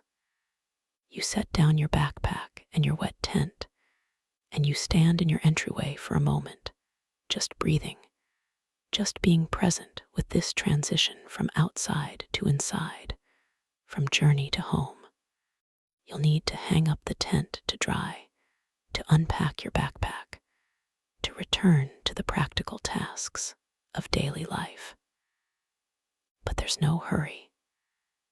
You move slowly through your home, taking off your damp jacket, removing your boots, feeling the comfort of being in your own space while still carrying the peace of the garden with you.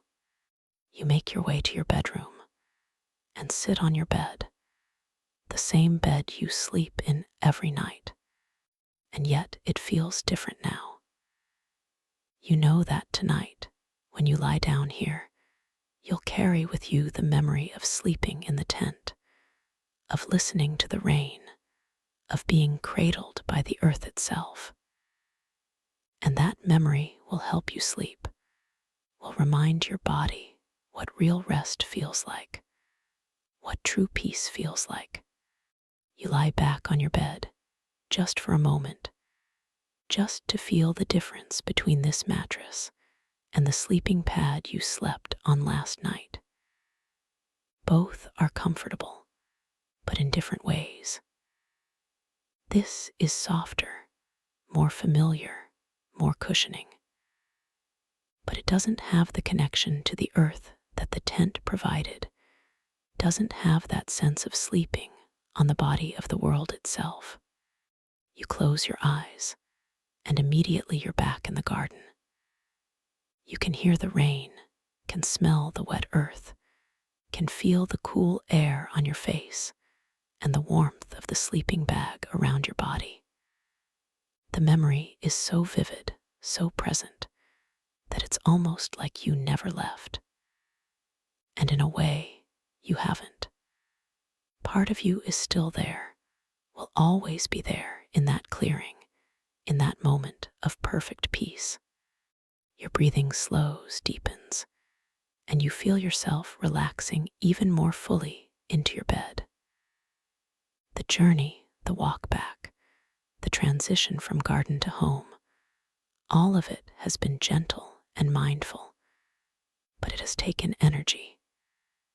Your body is ready to rest again, or at least to lie quietly for a while, integrating the experience, allowing it to settle into your bones, your cells, your memory. You drift for a while, not quite sleeping, but not quite awake either, hovering in that pleasant state between.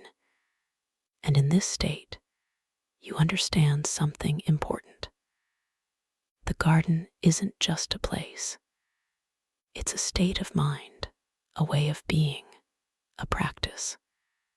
You can access it anytime by slowing down, by being present, by connecting with the natural world wherever you are.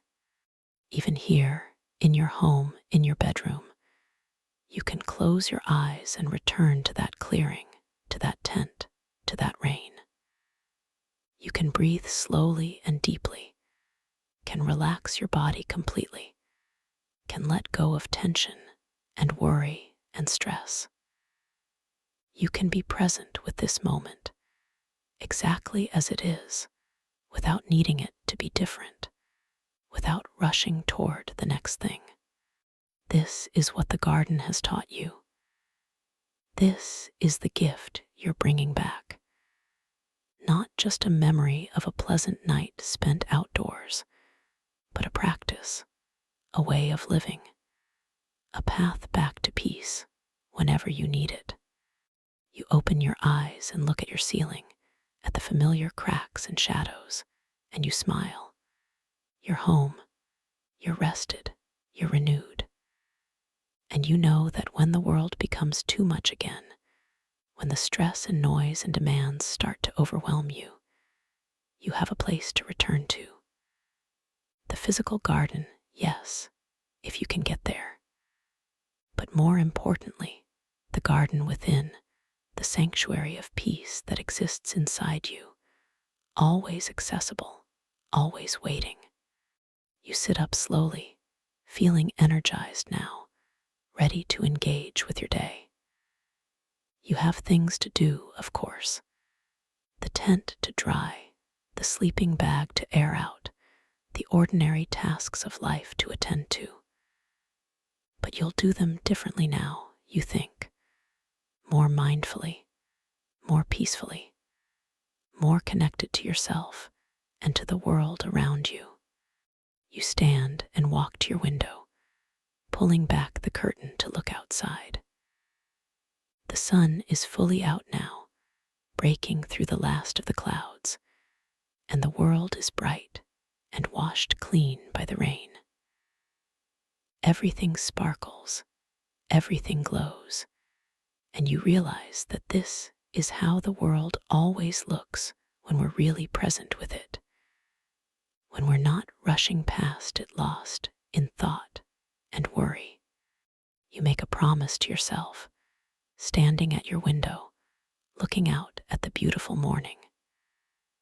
You promise to remember this feeling, this peace, this presence. You promise to take time regularly to slow down, to be still, to connect with nature and with yourself. You promise to return to the garden when you can, but more importantly, to access the garden within whenever you need it. And you promise to be gentle with yourself when you forget, when life gets busy, and you slip back into old patterns of stress and hurry, because you will forget. That's part of being human. But now you know the way back. You know how to return to peace. You've experienced it deeply and fully, and that experience is now part of you, a resource you can draw on whenever you need it. You let the curtain fall back into place and turn away from the window, ready now to begin your day. But it won't be like other days. Today you're carrying something precious, something rare, the gift of deep rest, the memory of rain, the peace of a night spent sleeping in a garden, held by the earth, sheltered by trees, serenaded by rain. You move through your home with a lightness you haven't felt in a long time, making coffee, tidying up, going about the simple tasks of morning. And as you move, you carry the garden with you, in your breath, in your body, in your heart, in your very being. The rain has stopped now, outside in the world. The storm has passed. But inside you, the rain continues, a gentle patter in your mind, a soothing rhythm in your heart, a reminder that peace is always available, always accessible, always just a breath away. You are rested, you are renewed, you are ready. And whenever you need to return to that clearing, to that tent, to that rainy night, and the deep sleep it brought, all you have to do is close your eyes, take a slow breath, and remember. Remember the sound of rain on the tent fabric.